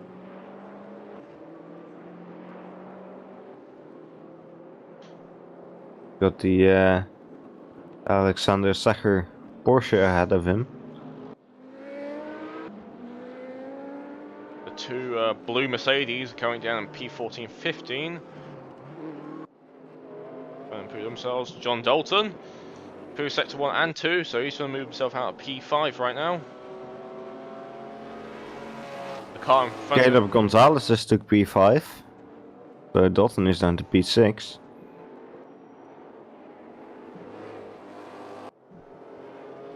Obviously he's trying to retake P5, maybe P4. Not quite looking close enough at the times right now to really judge that. Crossing the line now. I think his lap got invalidated. So, if you're on a timed lap now, this should be your last lap you're able to do now, because it's now less time than it is to do a lap in GT3. So, this is the last lap for many of these cars. Yes, Gonzalez looking to improve. As seems Hantik moved himself out to P2. Or did someone disconnect? I don't think so. No, I think so. All No. the cars on the track.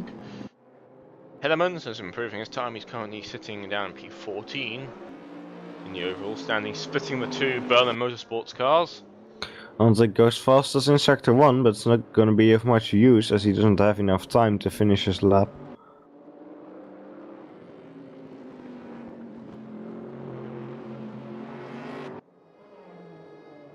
And it looks like he'll be starting on the front row though, so hopefully he can get a good getaway at the start of the race. A lot of cars now returning to the pits though.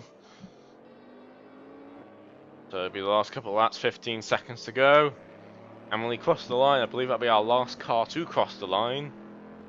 So Yeah, Thomas Sayek is still on track, but he's too far back. yeah. As that is the end of qualifying. Thomas Jansen takes pole in GT1, and in GT3 it's Mark Whitford who takes pole. Should be a very interesting race then, as both our pole positions are off. Well, mine are anyway. So, Yeah. race predictions now. Who are gonna be? I think Jensen will take it in the GT1. I think Anzik could form a challenge, but he's gonna have an interesting time with the fuel saving, I think, and he's gonna have to get his consistency down, which wasn't really a thing he managed to do in qualifying. GT3. Well, close battle between Whitford and Lawrence. I think either one could take it. Alright, so the cars lining up on the grid. As the rolling start will soon be beginning. Not a car not lined up. Interesting. There's a car in the pit lane. I believe, unless I am wrong.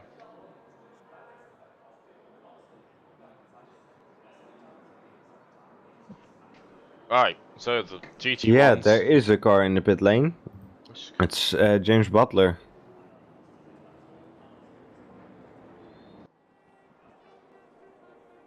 So, GT1s are released.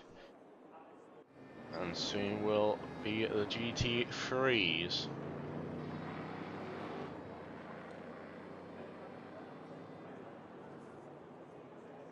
No, they're off. So, both cars are now rolling. It's a very quick lap here, so the GT3s want to be moving pretty quickly, I think. James Butler's now moving out. He's probably going to have to wait at the start of that line there, or join on the back of the pack. It does seem that Thomas Jensen is taking a very quick outlap here. Yeah. It obviously doesn't give the other cars a chance to heat their tyres up. Seems to be the strategy here. Seems James Butler has left the pit lane and joined the back of the queue in GT3. That's probably the right thing to do. I believe that's what Dendo or someone did last race, or someone, I can't remember. Someone last race had an issue and started in the pit lane. Right, onto the limiter, Jensen goes. Oh, I believe he's on the limiter now, as the rest of the field is catching up to him now.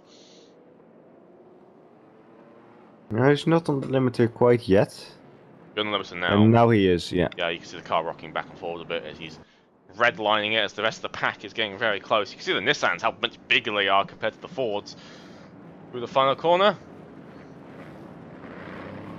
And he's released it himself. No overtaking just yet until you cross the line, and they go green. With on the 58-minute mark into turn 1 they go.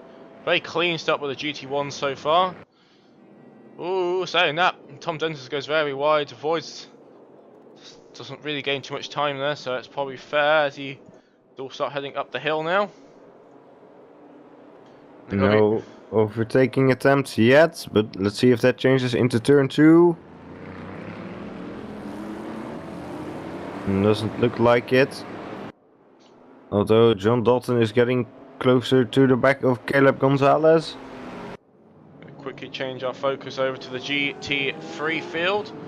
Mark gets a very early getaway then, as they now going to cross the line as well. So that begins the GT3 race, and they are off green for the.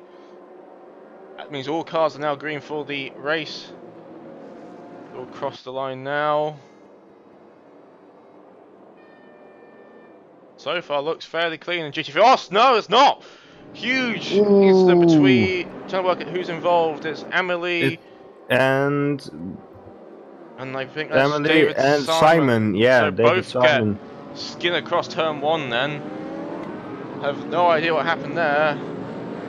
Up ahead, it's a bit of overtaking going on into turn 2. Goes Huska around the outside of Morrell.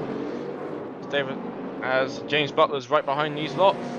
And he will go after the inside line heading in to turn 3. He does lose he brakes a bit too early then and loses positions. He loses 2 positions then. The Corvette drops down the order a tiny bit.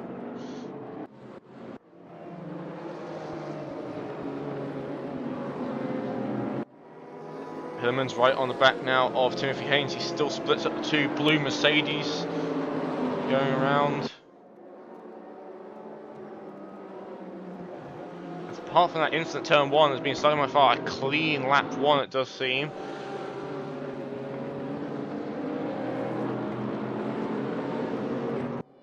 Somewhat intrigued what happened at that instant, because 2 cars went flying sideways across the start-finish line. And might have affected some other drivers as well, as Mark is slowly making a getaway from Marcus Lawrence, and himself is making a getaway from Kovalainen.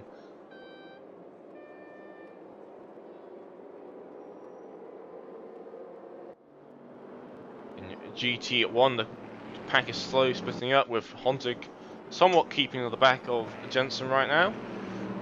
But other than that, it slowly is splitting up in the GT1s.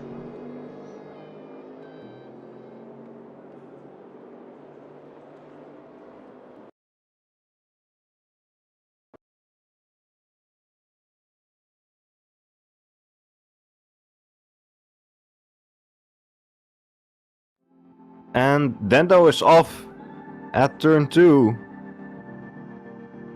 And that is one very bent bonnet on that SOS. You have to keep a running commentary, unfortunately, because my game's crashed. Oh, So awesome. you gotta give a running commentary. Right, go, do it. Right, let's see where there's some action going on. Oh, Hontig makes the move on Jensen in turn 3. And it looks like Jensen stays ahead though. See what happens now. Hontig getting very close.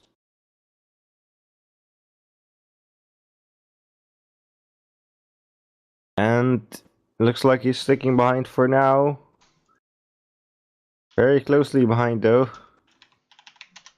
As it seems, meanwhile, Brunier has overtaken Omen. So Brunier is up to P7. As Omen just overtook Brunier again. So there's some very close fighting there. As Hontig and Jansen are now on the main straight. So Hontig moves up the inside. No, he moves back. Right, we're back. Got image again. The GT3s is off. Right, we've got a picture again. That was Morel going off in turn 1. Ooh, Connor's Connor static. Mathieson. Turn 1. Just managed to caught that. Some of the cars are not popped in yet, unfortunately, so it looks a bit empty right now. Yeah, well, the GT1s are already running into some GT3 traffic now. So that's gonna be interesting. Honzik makes the move on Jensen again. Moves up the inside in turn 3. And he's done it. It's ghost cars right now. Well, Honzik's ghost car has gone ahead of Jensen's ghost car. I have no as idea. they run into some traffic. Oh, there we go. There's the SLS GT3 cars. We now have some actual cars going around. I'm sorry for that, everyone. Game unfortunately crashed then, so Hanzig takes the lead of the race. As I believe Kovalainen dropped back. Don't know if you managed to caught that. Kovalainen's dropped down a few places. No, but Haynes looks like he's making the move on Kuderman. Turn 2. Oh, Kuderman gets it a bit wrong on the exit there. That's allowed Haynes to get past.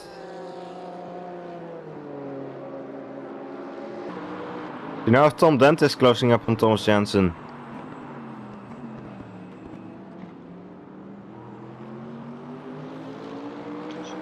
Two up on the back of Timothy Haynes' rear wing. Right now you can see a little train of cars behind him, which consider Kovalainen, Hillerman and Naff in the back end Z4. So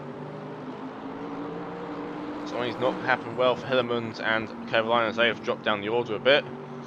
Hillerman looking to make a move onto Haynes though through turns 5 and 6, interestingly enough.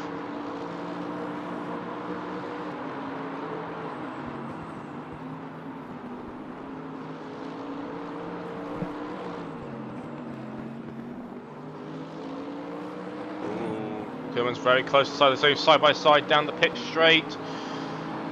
Oh, it's one of the GT3s just had a bit of a moment at the exit of turn 8. I think that must have been... Let's see... Ooh, a couple of cars nearly flip over at turn 1 then. Was Victor Berlin. Ooh, bit of contact there between the two, between Hillerman and Haynes as they head up to turn 2 now. Kovalainen sort of just holding in behind, just waiting for one of these two to make a move. And then Hillerman goes, again doesn't have quite enough traction there on the exit of the corner. And they're back side by side once again.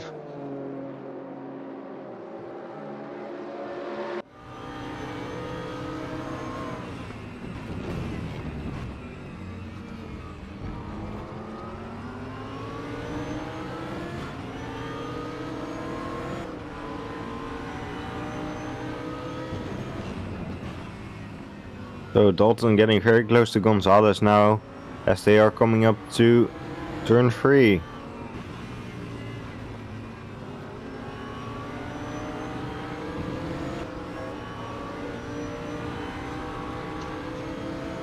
Mark Wolf has made somewhat of a gap between him and Marcus, a 2-second gap now in the first 10 minutes of the race.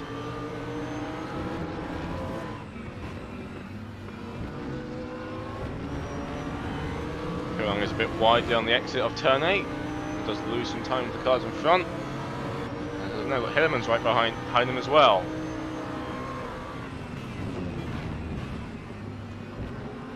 No two wheels around turn 1 this time round. Junior looking up the inside of Amman. Not close enough yet. Oh, They run into a lot of GT3 traffic and one of them is off. Emil is round. Yeah. Is he back again? Emil's back on the move again, but the GTs are getting way in the way of the... Oh, Connor hit the back of Jan in the Corvette. Don't know exactly what happened there, but probably a bit pushy because he already lost time at turn 1 beforehand. Just trying to make a move, I guess, and then unfortunately hit the driver in front.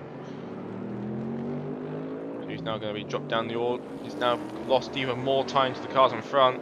So he's got a lot of work to do to make his time back up again.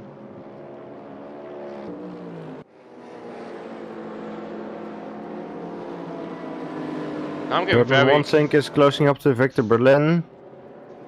They head up to turn 7. I'm now very confused what's going on in this mid-pack in GT3 because the order's changed around again. Yeah. Kinnaman's dropped down to P19. Berlin's down P12. It just seems to be an absolute jumble right now. Look at the GT1s coming up behind them as well. So, gonna be an interesting battle going on here between all these GT cars. Good news for these lot is the gap between Lawrence and NAF is extending to 8 seconds now. So NAF is on P3 in class, may I add, right now. So he's having a very good race for himself right now. And that it's only been 10 minutes as Conor Mathiasen has retired. Our first retirement of the race. So Jensen and Dentist are doing very close lap times right now. They've got a lot of traffic. They are fighting, but they've got a lot of traffic in front of them. So Honzig's So let's hope they can keep it clean for there. Honzig's also having to deal with traffic as well, so it seems to be evening out for the most part.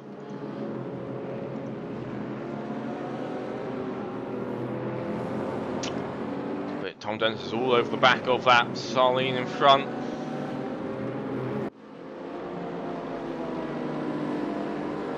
And some of the GT3s lose a bit of traction there. A bit scary if you're in the GT1s to have that happen in front of you.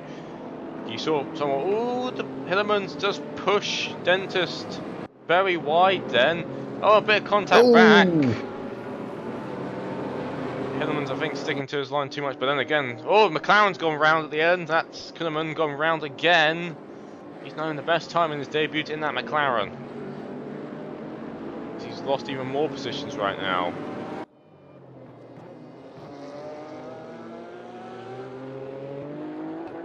Right, and maybe around Kovalainen, these two. Porsche just getting in the way then, cuts down the outside, and the fact that these GT3s managed to stick so close together right now has been a real issue for the GT1s going round. Yeah.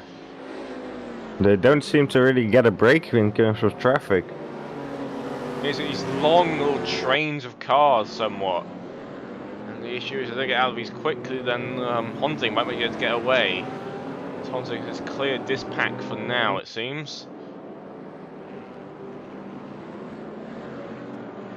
Yeah, though he'll be closing up on Whitford and Lawrence fairly quickly, so should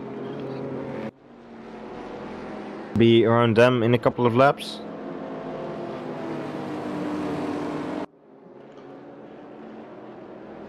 Just behind us, Wanzig is trying to close up on the back of Victor Berlin. Gets cut in the middle by the GT1, so I mean, the GT3s can somewhat use this as an advantage, because obviously you've got these storming GT1s coming through, so sometimes they have to slow down a bit, so some of the cars will be trying to make an advantage out of this. Saying that, Kovalainen's still round the back of Alexander in the Porsche. Dentist runs very wide. Ooh, a bit of scare rejoin there. Berlin managed to just keep out the way just enough to them stay on the track. Yeah, he's a little bit wide and does lose nearly half a second then.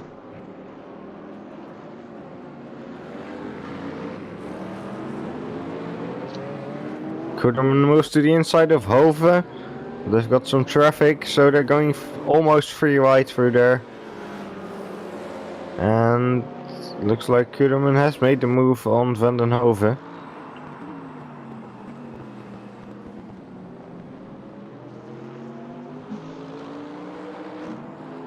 It looks like Brunier and Omen just making their way past.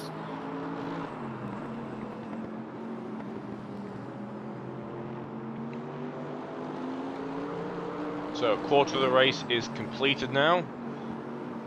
John Dalton still on the right of the back of Keller Gonzalez. Sebastian's now closing back up to Oldman. Haynes has actually managed to throw up somewhat of a little gap to the cars behind him while also closing up the cars in front.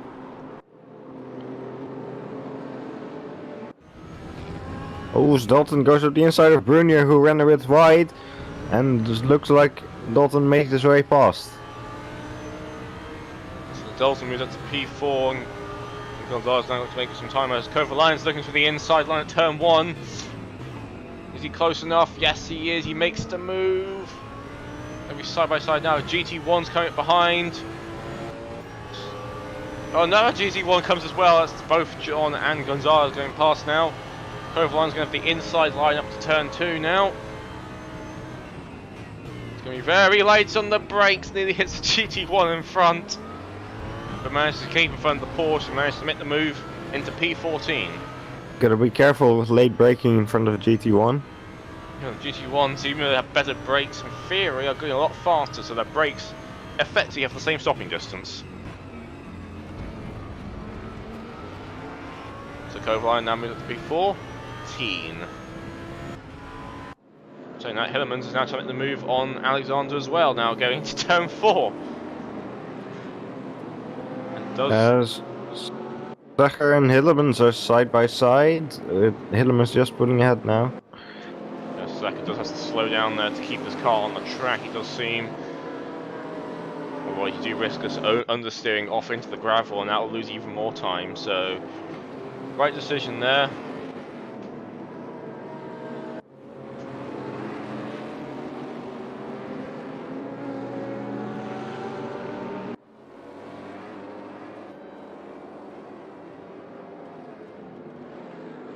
Sebastian Brunier and Oman are coming up behind now.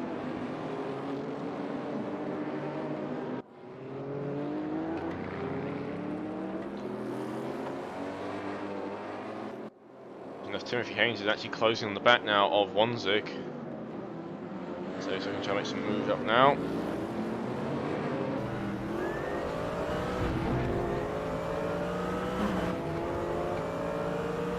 Under a second. It looks a lot further away when you're on the onboard camera compared to what the timing bar says, but here's under a second. He can easily make this up under the brakes if he feels the confidence on those brakes. You can see just up ahead there's some of the GT1 traffic lapping Victor Berlin. I believe another car stopped as David Simon loses it on turn 1.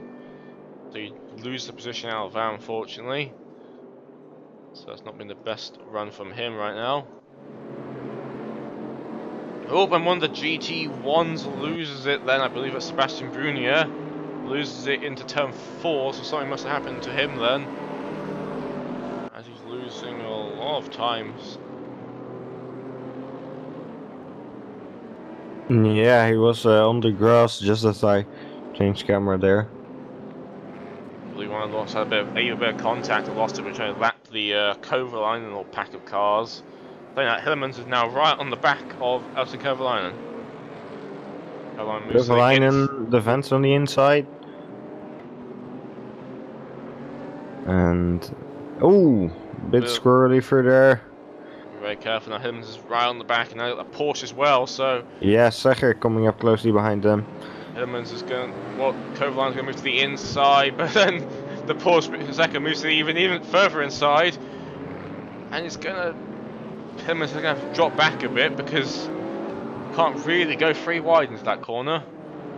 Unfortunately, doesn't lose the position out of it. Now he's also got Sia coming up behind him. No break for these lot then. Close back of 4 cars fighting for 14th position. Got a 6-second gap to hit Haynes, who's trying to fight Wanzig. Victor Berlin is closing the back of Kevin Naff, who is still holding P3 for now.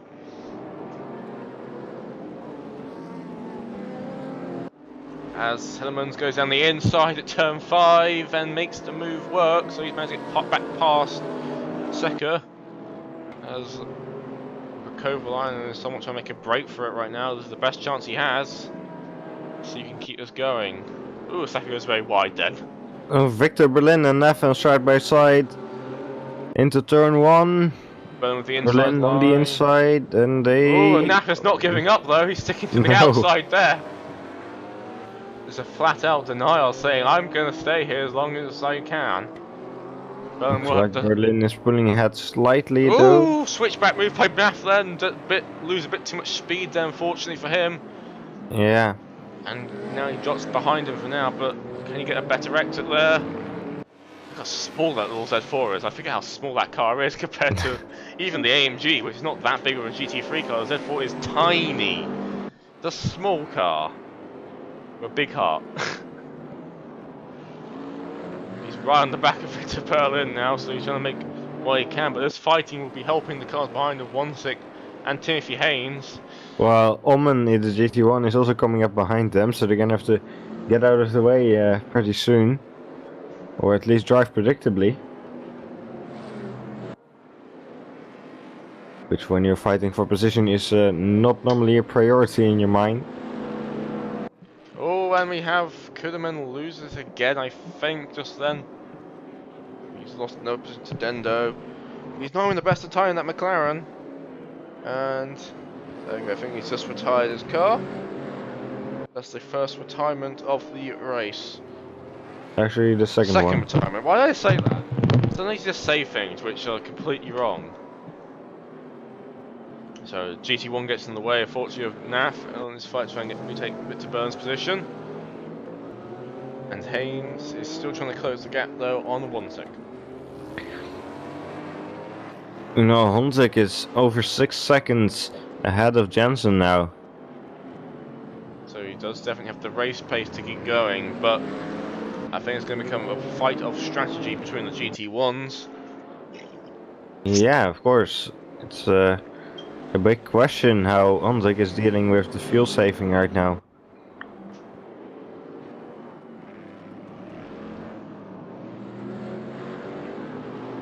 Hellemans is now close right in the back of NAF again.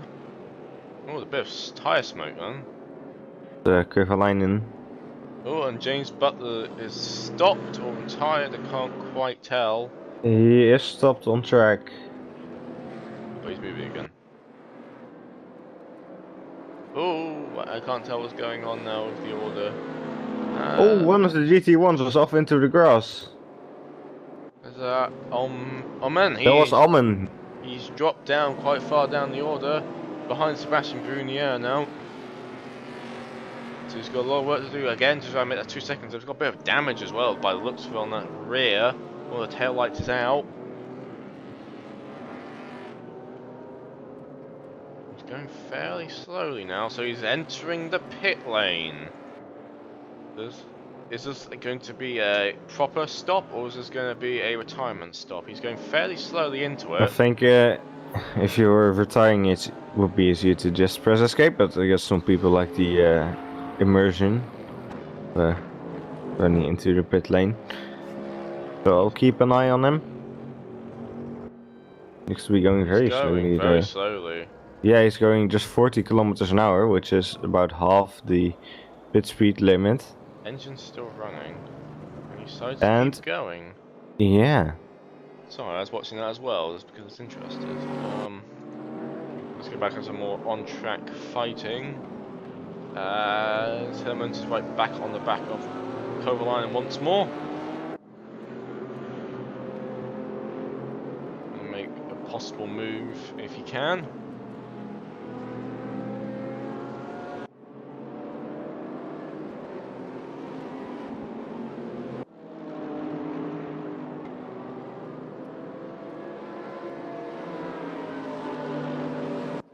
NAF is now closing the back of Berlin once again. There's a lot of fighting going on between in the mid-pack. Very interesting enough, NAF's position is actually for the last podium spot on GT3, so that fight actually has some weight to it.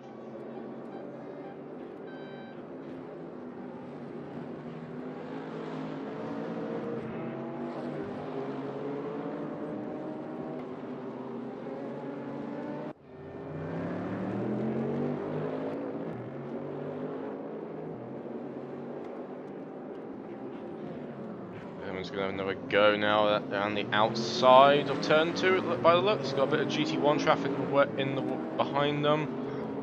Yeah, that's Bernier. Coburn does not get the traction. Is Bernier going to go through the middle? No, he doesn't. Luckily then, I thought I was saying he's going to go for the middle then. That could have ended a lot worse. Hellemans does make the move now on Kovalainen. Moving up his way up to P14. I don't know, he gets held up a lot by the Sebastian Brunier then. As we're soon going to be entering the pit stop window as such for most of the classes. Well, Omen is now in the pits properly, it seems. He's doing his pit stop. At least I presume he is. Looks like it. As one of the GT3 Nissans heads into the pits, that's Marcus Lawrence, by the looks of things. yeah, that is Lawrence. Omen is changing tires, so not entirely sure what was going on the first time he went through the pit lane, but there he is again. So this now is the point where we can't keep track of the order at all because cars are going to be moving left, right, and centre. Yeah, Marcus Lawrence is also changing tires, so going for the safe strategy.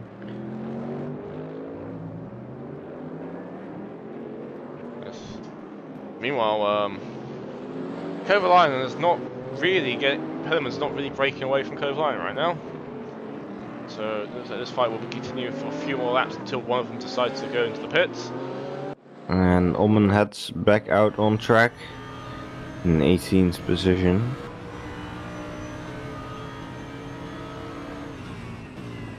Lawrence also back out there. Down into 19.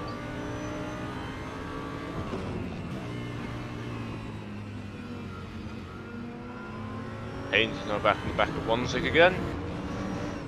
So there's little fights going all over the GT3 class right now. GT1 on the other hand is a bit spread out right now. Yeah, for sure. It seems Gonzalez is still pretty close behind Dalton. So maybe he can make something up in the later stages of this race. But we're also entering the pit window right now, so we'll see. It'd be easier to try something with the pit strategy.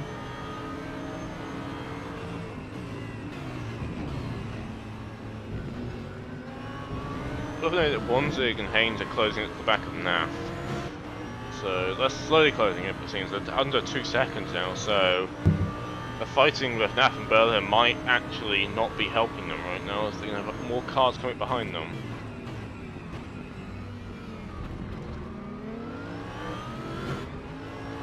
Hanzik is into the pits. So this is going to be the first not the second GT1 pit stop, and he stops in his Yeah, box very Omen well. has already been in the pits in the GT1. Now what's he doing? His ignition's on. What is he doing?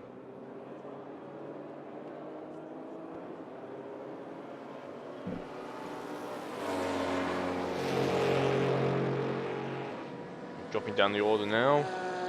Not to worry too much because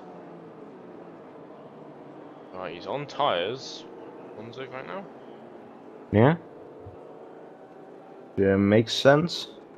I think he's fast enough to not have to take any risks. Here's a Kovalainen had an issue. He's dropping down the order. He's lost a lot of time now on the back of Hillemans right now. Brunier is also into the pits, and so is Kovalainen. That's what explains why he's dropping down the order somewhat.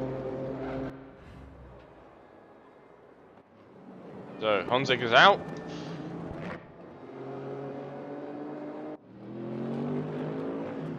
That's Kevin Naff has got to deal with a bit of GT3 traffic now to try and deal with this fight. Ooh, there's a bit of contact there with Berlin and the back marker there.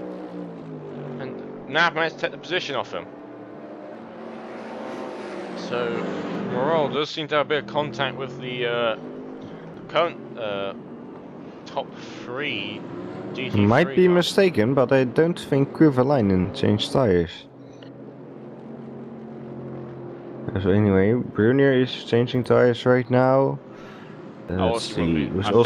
Dentist is also in the pits, and so is Jansen, and so is Dalton now. It's gonna be a bit difficult to keep track of all of them. So as Bernier heads back out on track, Dentist is changing tires. Jansen is changing tires. So let's see what Dalton is going to do. I would be surprised if he doesn't take tyres right now. A load of cars now entering the pit lane now. And Dalton is also changing tires. One Sink enters the pit lane. There's someone else there. Yeah, Hillemans is also in the pits. Right, Jensen's off.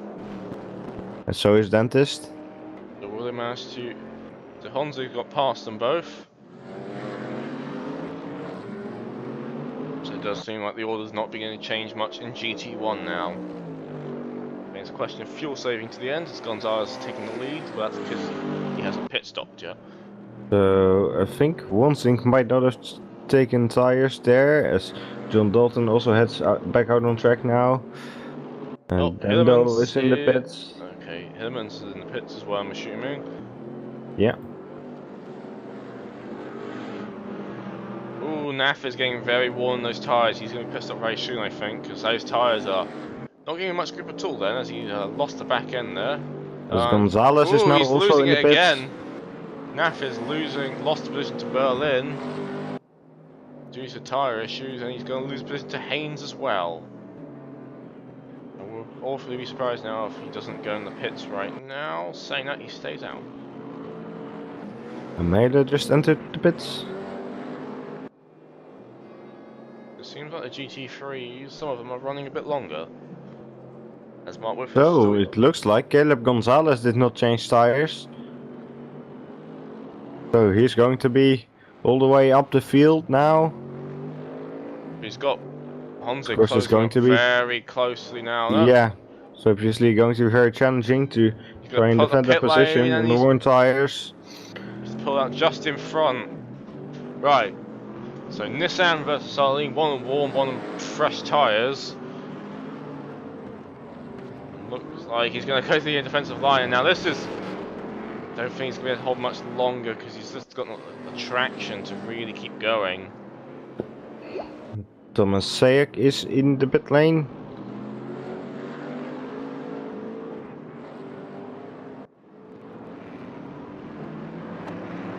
And Thomas Sayek is changing tires in the pit lane. And yeah, I think Gonzalez's strategy may only get him a couple positions up, but I don't think he can get the fight for the lead as such.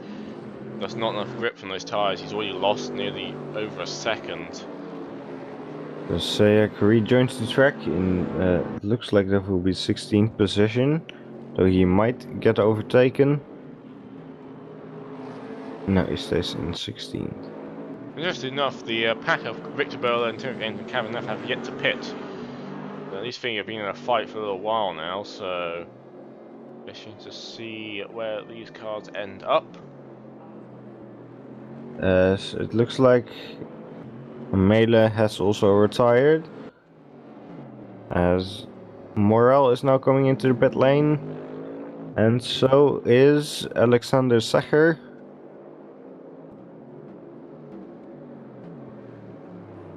Interesting enough, Whitford is yet to pit right now. And then Hove also heads into the pit lane.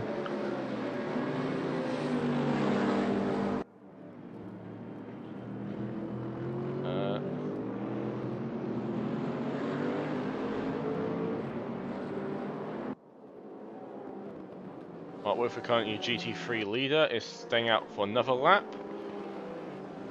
Oh, Morel, he just left without changing tires, but he's now reversing back down the pit lane. So I'm not sure that was to plan. Honzo's now right behind Naff, gets past him fairly easily. It seems Morel is struggling with the pit system, it seems.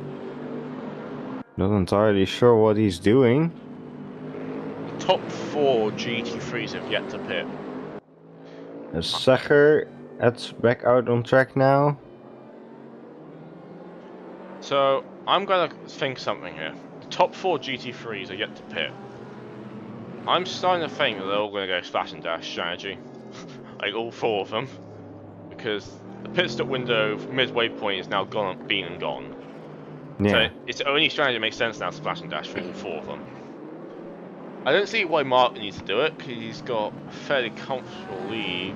He's got a 20-second lead over Wick to Berlin, so when Victor's pitted as well, I don't think it's going to be much of an issue, but then again, we'll see what happens. Marcus Lawrence has dropped down the order a fair bit, despite the fact that he was P2 for a while. Don't know really what's going on there. Sebastian Brunier now past Whitford, so... Then Ruska is in the pits now, as Steve Morrell, I think, has retired. Yeah, because he had some... Looks like he was having some technical issues in the pit lane. 33 As retirements. Whitford is in the pits. So Whitford GT3 leaders now in the pit lane.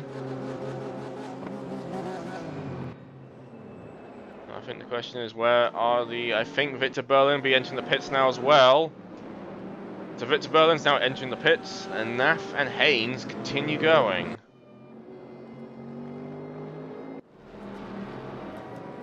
So Mark Whitford's on the jacks. And come behind comes Victor Berlin. Yeah. And I believe it's David Simon. Behind. Oh, it's David Simon.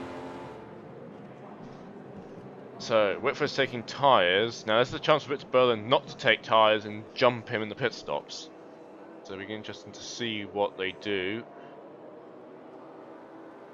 This is a prime opportunity for one of them to make a jump manoeuvre, as Whitford has got his ignition back on and he's off. As Berlin did not change tires there. So he is also off now. So he's behind. He's going to try and keep the position in front of... And the two Nissans come steaming behind him now. So he may have managed to jump them in the pit stops, it seems. As the two Nissan teammates are... Yeah, Wansink and Lawrence coming up behind them. They managed to jump them through the pit stops. Thomas Jensen down right at the back of Gonzalez, but I think that's a case of Gonzalez worn tyres coming into effect then. As Naff is getting very loose there, nearly hits Tom Dent as he goes past, so I think Naff will be in the pit lane now. I don't think those tyres can last any longer than they can now. Interesting enough, Timothy Haynes is keeping going, so Timothy Haynes must be doing a similar strategy to his teammate of Victor Berlin, as Naff is now entering the pit lane now. One of the last few stoppers. Got a very early pit box, so he's got that going for him. Currently, technically your GT3 leader is now Timothy Haynes, who is yet to pit. Kevin Naff is in the pits. Yep, he was just getting the pits just now, but he's going to have to change tyres. If he doesn't change tyres, I think it's going to be a massive mistake by him. He just doesn't have the grip anymore on those tyres. He is up on the jacks now, so that's as predicted. I'm not going to try anything risky there. I think if his tyres were better state, a bad decision. His tyres were better state, he could have probably not done it, but when just watching him, he's just losing so much traction in all the corners. He'd probably lose out more by not doing it. So the pack is somewhat split up now. Haynes is yet to pit, and I think that's all cars have pitted then once he has. So he's really the only person that can make a really big play now in the pit stops. Other than that, it'll be all based on track overtakes. As he is looking to enter the pits now. Yes, he is. So Haynes, the last pit stopper, is coming in now. Let's see what he decides to do. Keep a close eye on him. And indeed, he was the last person in the race to not have made a pit stop yet. Oh, pulls a bit over his pit box, it seems. Misses his pit box a bit. There we go, it's going to lose a bunch of time out of just a bit, yeah. Did catch that on camera, unfortunately, so not really want to be known for as the person which missed the pit box, but then again, it is a retired car covering it, so yeah. So there's not much else really to look at, as Mark Whitford will inherit the lead once again. Oh, and he's off. Yeah. So the predicted strategy: both the Berlin Motorsports cars have done a non-tyre stop.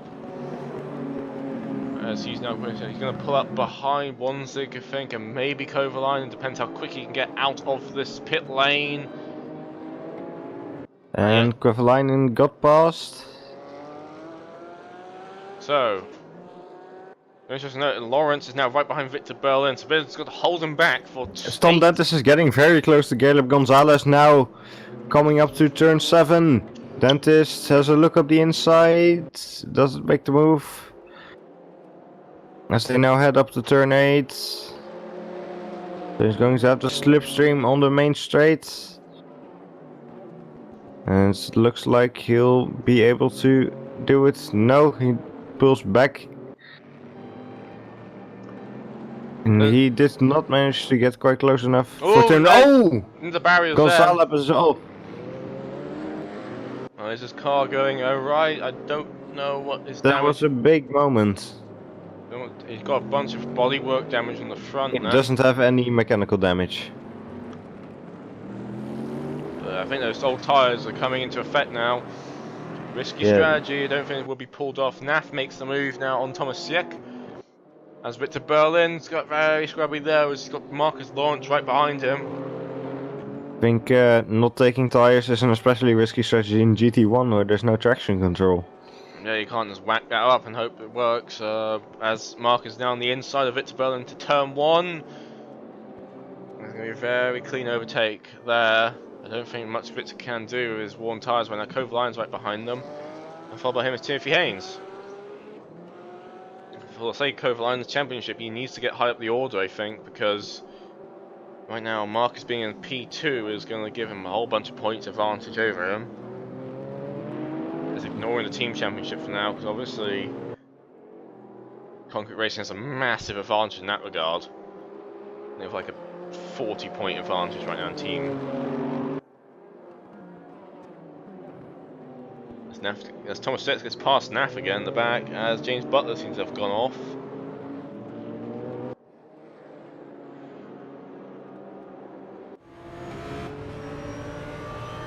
That's Kovalainen on the right and behind Monzig now, heading into turns 4. Ooh, and the Berlin stops. Berlin now drops down the order. He's now P12. So he must have lost traction there. Unfortunately, he missed it. We saw the aftermath though. He was static on just in the bit between turn 4 and 5. Alright, so he's now behind his teammate Timothy Haynes. I think he was just flashing his teammate. So. Oh, as Haynes runs wide. Kovalain's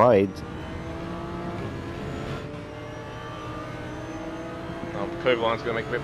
Kovalainen needs to get past Wanzig for the sake of his championship chances, because in its early seasons, he really needs to get past him quicker, sooner or later, because the points difference, the further you go in the order, the more point difference there is for a bit until you get P6, and then it starts getting not much bigger. The GT1 of Sebastian Brunier is also coming up behind them. Interesting. So the two Concrete Racing cars, Team Berlin Motorsport cars are together right now with a sandwiching Kovalainen, who unfortunately does not have a team. As Berlin does seem to get past Timothy Haynes. Well, they are side by side, so Berlin on the inside there. And not quite made his way. No, he's back behind Haynes. Oh, here comes the Nissan of Sebastian Brunier. That's going past Nat Kovalainen as we are on board with him. So let's see if the GT1 will help Kovalainen at all. Doesn't think it will though.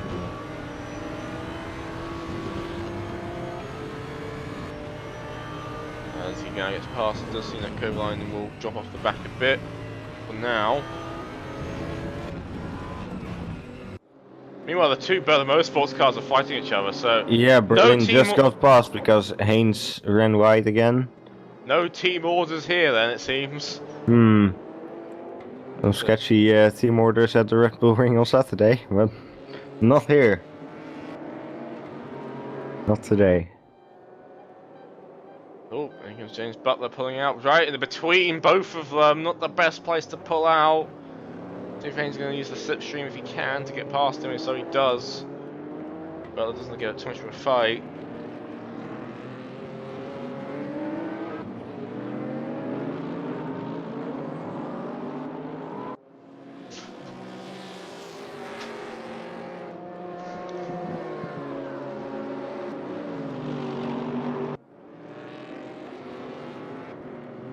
Kovaline's right on the back again of Wanzik again. So we've still Yes. got 30 minutes to make that move. But the gap between them and Lawrence is getting bigger and bigger. Oh, David Simon is off. Turn 1, seems like he's made a big mistake there. He's going to get unlapped by Alexander then. What does he? I can't. Wait, was that position or is he getting lapped? I can't tell anymore. Me neither, to I be can't honest. tell. We don't have the numbers. And we do have the numbers. Laps, you can find it out for me. I'm going to focus back in Kovalainen and right on the back of Wanzik right now. He's going to have to try another go at the back of that Nissan.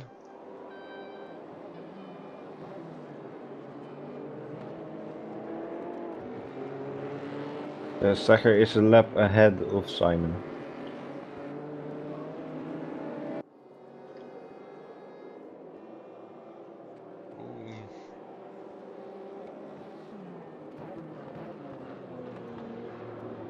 Alright, so we're going to enter the last 12 minutes of the race. Seems like Honzig has managed to run away with it after going the best of qualifying. Didn't manage to get the position where he wanted to be, but somehow managed to get away with it. Thomas Johnson does not have the consistent pace to keep up, as the gap is now 8 seconds between them. So all the interesting stuff right now in the race is between these GT3s, between Wanzik and Kovalainen, as well as the Berlin Motorsports teammates Victor Berlin and Timothy Haynes. And other than that, there seems to be some pretty big gaps between them now.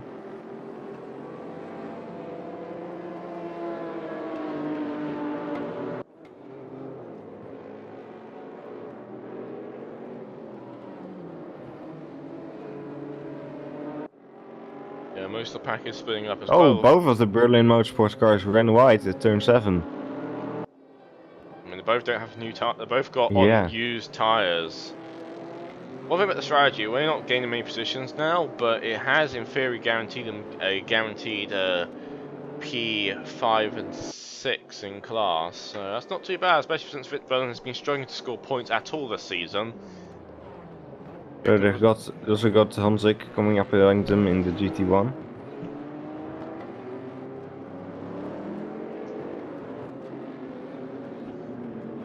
It's going to be interesting how they will deal with that traffic. As Honzik just splits both of the Berlin Motorsports cars. He gets past Victor on the straight.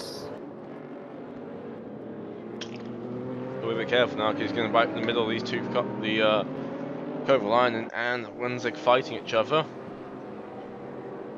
He'll be pick his time. He's not in any rush to overtake these guys, so he should bide his time. He doesn't need to rush it. Saying that, he goes a bit too early on the power lens. Has to slot him behind for another couple of corners. He's got to be careful not to make any mistakes here, because Jensen is 6 seconds behind. Yeah, So Jensen if, is closing the gap down. So if he makes a mistake now, that might cost him a position.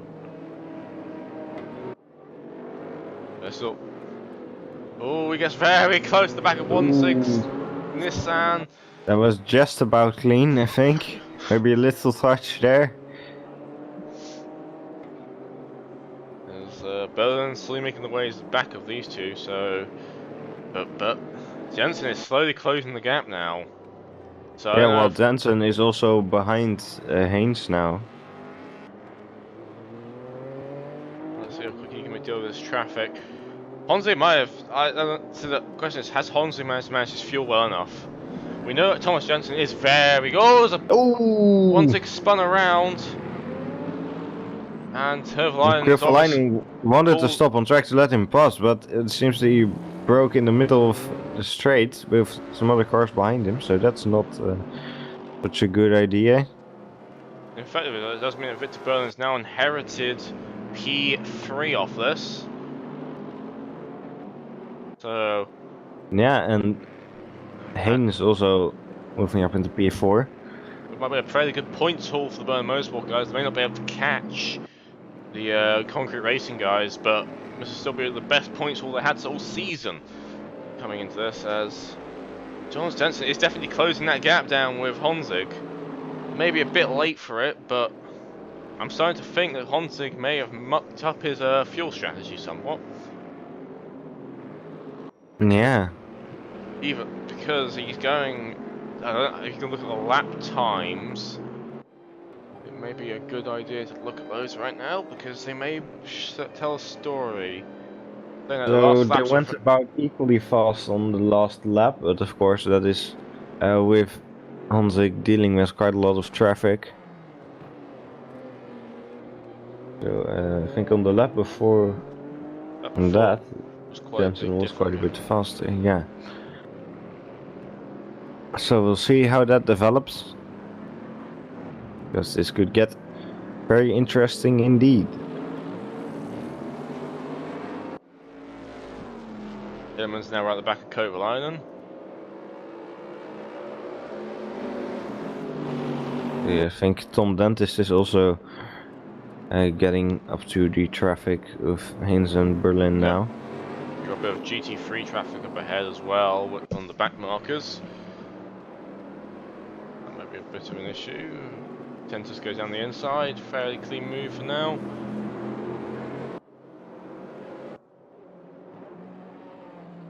Yeah. Oh, and David Simons does seem to have stopped on track again.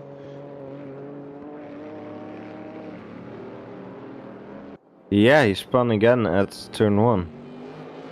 Oh, that's a visible distance now between Thomas Jensen and Honzig. 6 minutes to go. Can Jensen manage to catch up in time? He's lapping about half a second a lap quicker last lap.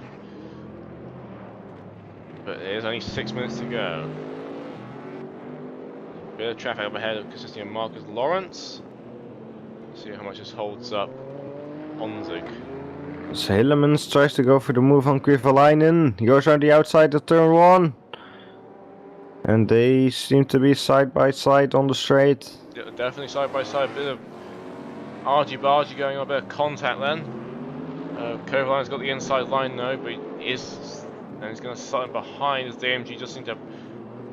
Kovalainen holds the inside line still, says it's my line, gets a bit of contact between the two. As Hillemans is ahead now. I think Hammonds with a bit more straight line speed then. Haynes is closing the back of Victor Berlin.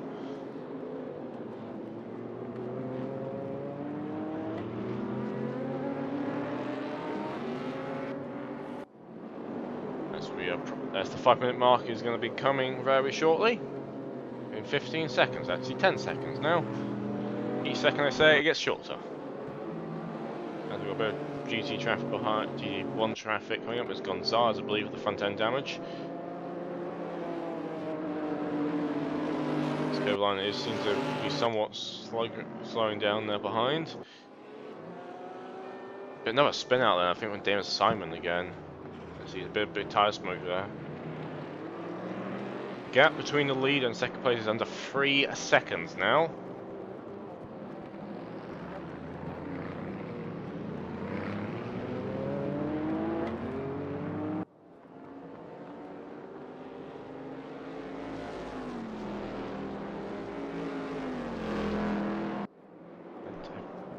I think this is doable.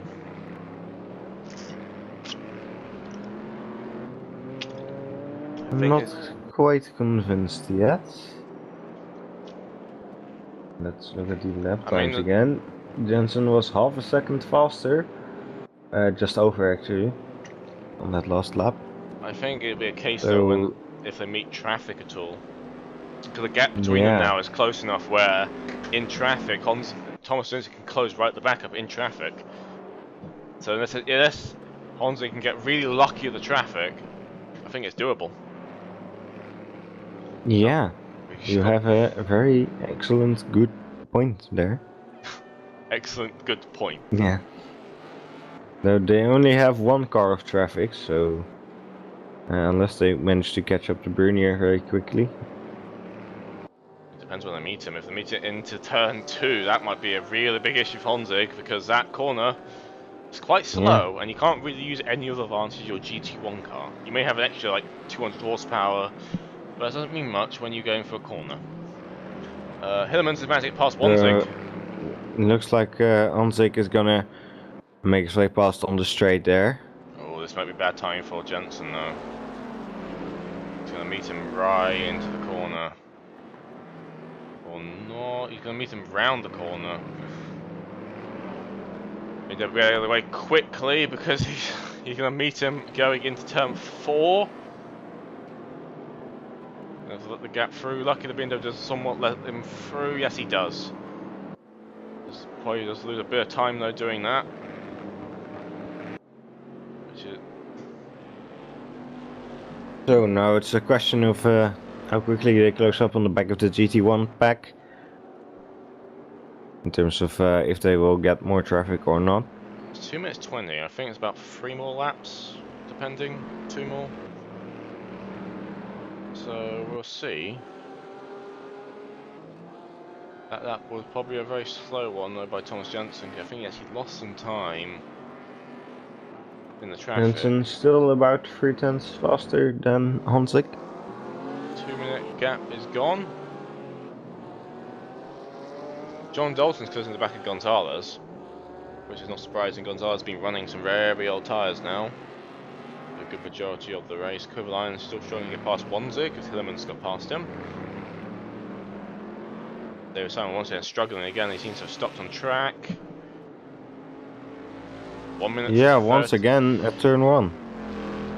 Really struggling out of the tyres, I believe, probably. I believe it's might be one more lap after this.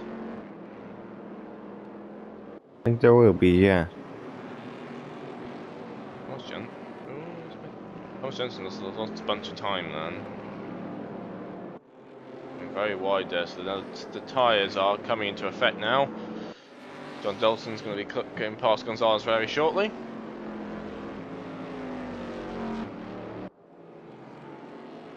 As the minute mark is gone, and we've got less than a minute left to go in this race.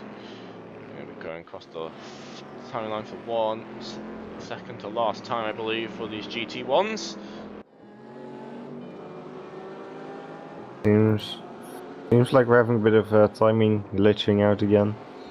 It's just the bias. We are deliberately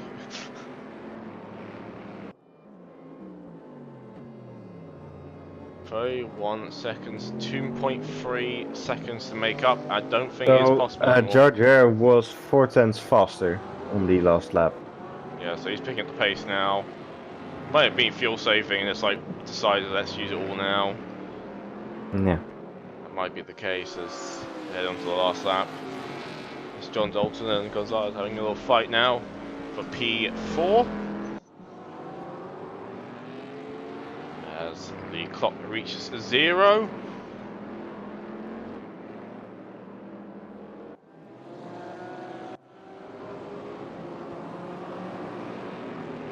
The race will end as soon as Wanzig crosses the line. Saying something doesn't happen in between that.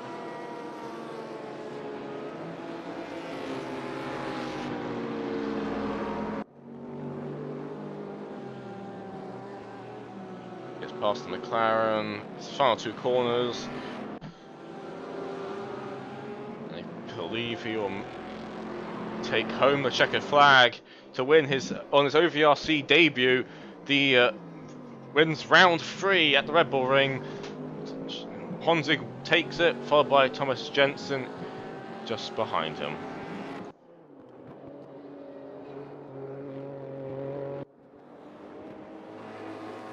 As Tom Dentist heads around the final corner now to take the last podium position in GT1. Marcus Lawrence has already crossed the line to take P8 overall. Yeah, so second in class. Mark Whitford is coming now down towards turn 3. As Caleb Gonzalez takes P4, very good result for him. We've got a bunch of the GT3 cars passing the line as well, with John Dalton in between them, finishing P5. Victor Berlin will be having a very good result today. He's going to come home P3, I believe. He already crossed the line. So yes, he has.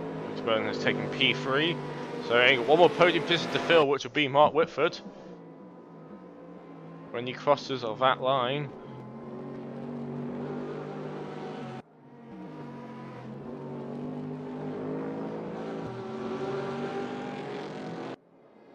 And moves over, and Whitford takes his first victory in this season in the GT3 class. After missing out the first race, not having a terrible, not very good second race, finally takes the win, and there's the results. Honda takes his win, followed by Jensen and Dentist. In GT3, it's Whitford, Lawrence, and Berlin. Towards the end, they got fairly interesting. Yeah. Of course, GT3 always gives up a good fight, generally, just the nature of the class.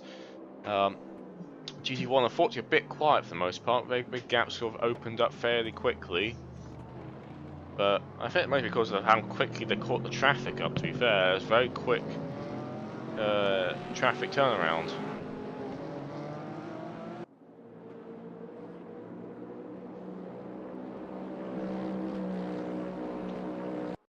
Right, so now we head over to the end of the session, and we're going to quickly do some things very quickly.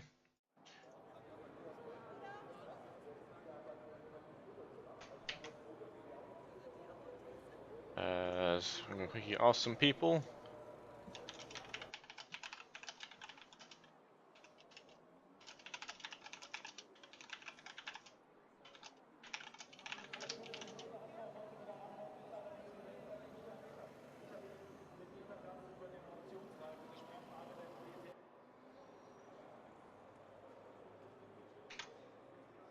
And quickly get some last minute admin stuff sorted while we're waiting. I don't think unfortunately we'll be able to get into with Jardia because he will be obviously doing his own stream. We can also ask Mark Whitford if he's interested.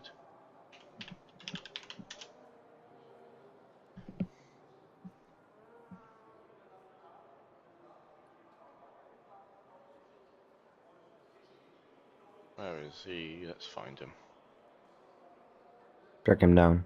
Track him down.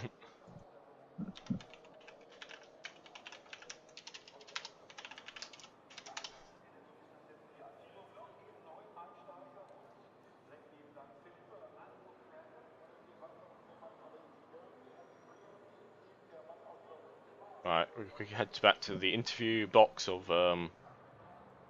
Rust. So we'll be quickly that.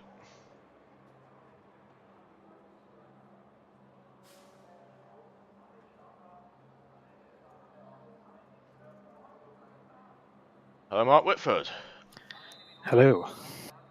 And congratulations on winning the GT3 class, then. Thank you. I now need a shower. First of all, great qualifying lap. You managed to get past Lawrence, which so far in the GT3 has been seen as his like unstoppable force. He's just always taking the pole positions. Anything you'd like to add on that, really? That's all. Was it nice? I knew I had a good car this weekend for this race. I knew that I was getting times relative sort of towards the leaderboards. So it was just a case of it was quite hard to actually get the qualifying lap in without either losing the time or getting traffic.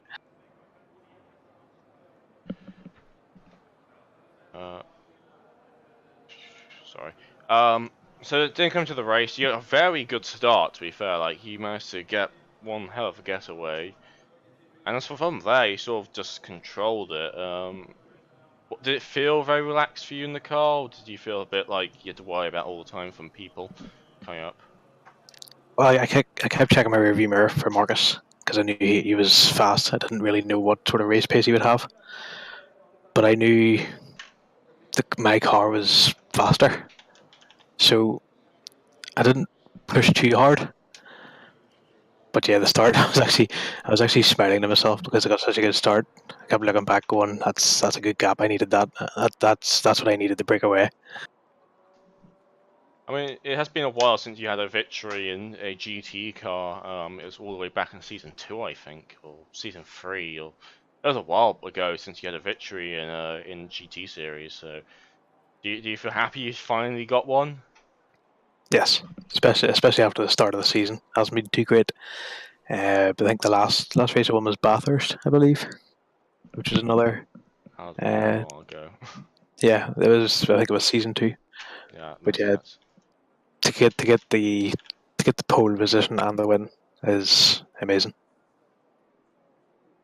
Well, congratulations. Thank you. And is there any as quickly anyone like add anything or before we No, I said congratulations, and that's about it. That's about Do you it. have any questions? That's good. Right, again, congratulations, Mark, and hope you can keep this momentum going forwards. Let's hope so. Right, I'll give you back to your fellow drivers very quickly. And we're going actually are going to have an interview with Jardu. So let's get him in here. Hello, Hello. and congratulations on your debut for the OVRC and winning it on the first Yeah, time. congratulations. Oh, thank you. Well, it was. I'm more sweaty than any other race I did past week. I mean, so you come into this and you come into the OVRC, and I know you have races before with Thomas Jensen. Like I've seen it, it's happened. But you just came in, and from the first moment you went on track, you just set fastest laps. Do you like this track? Do you like the car? Is anything... Well, I think, like, for example, like the Red Bull Ring is one of my most favorite tracks because I did so many races there. I have such a great experience there. I was there in real life. I won like my first esport race there in the race room last year. So I have a great great memories on the tracks. I'm always very positive. I know how to defend. I know how to fight on this racetrack. So it really suits me. And the selling S7R was just like. It was a pleasure to drive the car because it was like exactly doing what I wanted. So yeah, I think it was all combination of all together that really works for me. So go quickly over to qualifying. In practice, you just dominated, and it was only towards the very end till someone got a lap near you. Qualifying, you struggled somewhat. Was there any reason for that? Was it a bit psychological? Were you just sort of struggling a bit with the traffic being everywhere? I don't know. I just couldn't like found my optimal lap time. I don't know. Usually I'm really like quick in a qualifying. I usually do my personal best and stuff like that, but I just couldn't like hit the lap. And when I was finally hitting a proper lap, I met the traffic and stuff like that. But yeah, it wasn't really like a big deal in the end. But I was kind of hoping to be second on the grid at least because I was worrying about I will do the start properly, you know. So then you get to the race. Obviously, for a couple of laps you were behind, but at some point you just managed to get past him. Did it feel good getting past Thomas after sort of struggling so much in qualifying, getting past him again? I was kind of surprised because like I was expecting we will be on the same pace, we will drive together. But then when I overtook Thomas, he suddenly like dropped really on the lap times. And I was like, okay, he said before the race, you really need to save the fuel. So I might did a mistake there. So I was like continuing my pace. And then when I was going to the pit stop, I realized like really there is a problem with the fuel because I had to pit one lap early. And the next 30 minutes, I was just saving. I was saving so much. It was unbelievable. I couldn't like, I was really going like 4, 5, 6 gear only on the racetrack to save the fuel. So were you feeling the pressure towards the end? Because we saw Thomas Jensen was closing up a bit and there was some traffic in the way.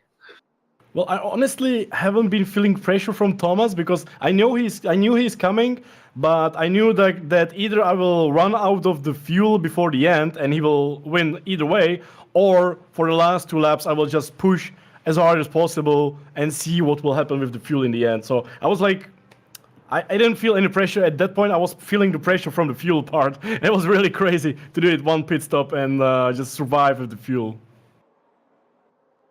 anything you'd like to add before that? Because that was it was a great race from you, to be fair, for coming into this. I know you've done all this esports stuff before, but it's always nice to see a new face come in and just like change the order a bit, because it's always normally it's like Tom or Thomas win, and then it's like someone else comes in. It's great. It felt good because I really wanted to beat Thomas at least, because he's really crazy fast driver, and I was really surprised how the GT3 cars were well behaving. I was expecting maybe some issues in the traffic, but everybody was so nice and everybody leaves like everybody was. I wanted to stay behind some cars to not slow them down. I wanted to overtake them on the straights, but they really like went away and just leave me space, which was really nice, but unnecessary from their part because they slowed themselves, and I was really surprised how nice other people were. The real question is, would you want to race here again with us? Well, I hope to join for WTCR if possible. That's next week. Someone needs to teach Thomas the lesson, you know? Thank you for being on here. Congratulations, you win. You are now 6th in the championship. Obviously starting a bit behind, so but you can make it. You just gotta Still 3 races left. Still 3 races left. No, it's not 3. It's a few more than that. There's 5 races left, and anything can happen. It's racing. Thank you again for being on, Erwin. Any last words? No, just thank you for having me. I really enjoyed that. And I'll ping you back. Right, we enjoyed having you. Thanks, guys. I'll ping you back to the other drivers so you can discuss it with them, and we'll end this broadcast. Okay, guys. Bye-bye. Thank you. See ya. That was your GT1 winner, and his first OVRC race. So very good advice from him. He's obviously feeling very happy about that result, and should hopefully be here for a bit more races in the future. Because it'd be nice to see a few more fast faces make their way on the top step of the podium. Anything you'd like to add, Owen, before the end of this broadcast? Well, just having a little look at the championship standings right now, which are very interesting. Because in the GT1 there's some very small gaps. There's currently Caleb Gonzalez and Conor Mathieson are tied with also in the team standings, MRT and Mathek Racing are very close together. In GT3, the Concrete Racing team seems to really be dominating with almost double the points of the team in second position. Then again, that team in second position in GT3 is a one-man team. But yeah, it's going to be interesting next couple of races, I think. Just a quick reminder, next week will be WTCR again, the TC series at Laguna Seca. Unfortunately, I won't be there, but you still have Erwin. Maybe bring a friend along. We don't know, unfortunately, but hope you will enjoy that race. I'll enjoy rewatching it. And that's really it for us from our point of view. Again, thanks for all tuning in again.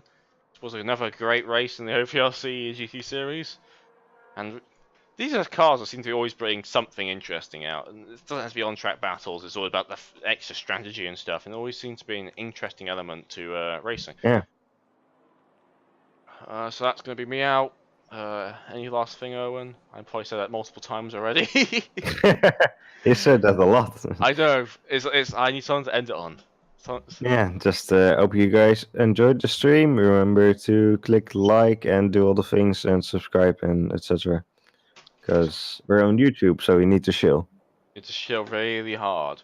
Right, I'm off, and we'll see you all on the next time.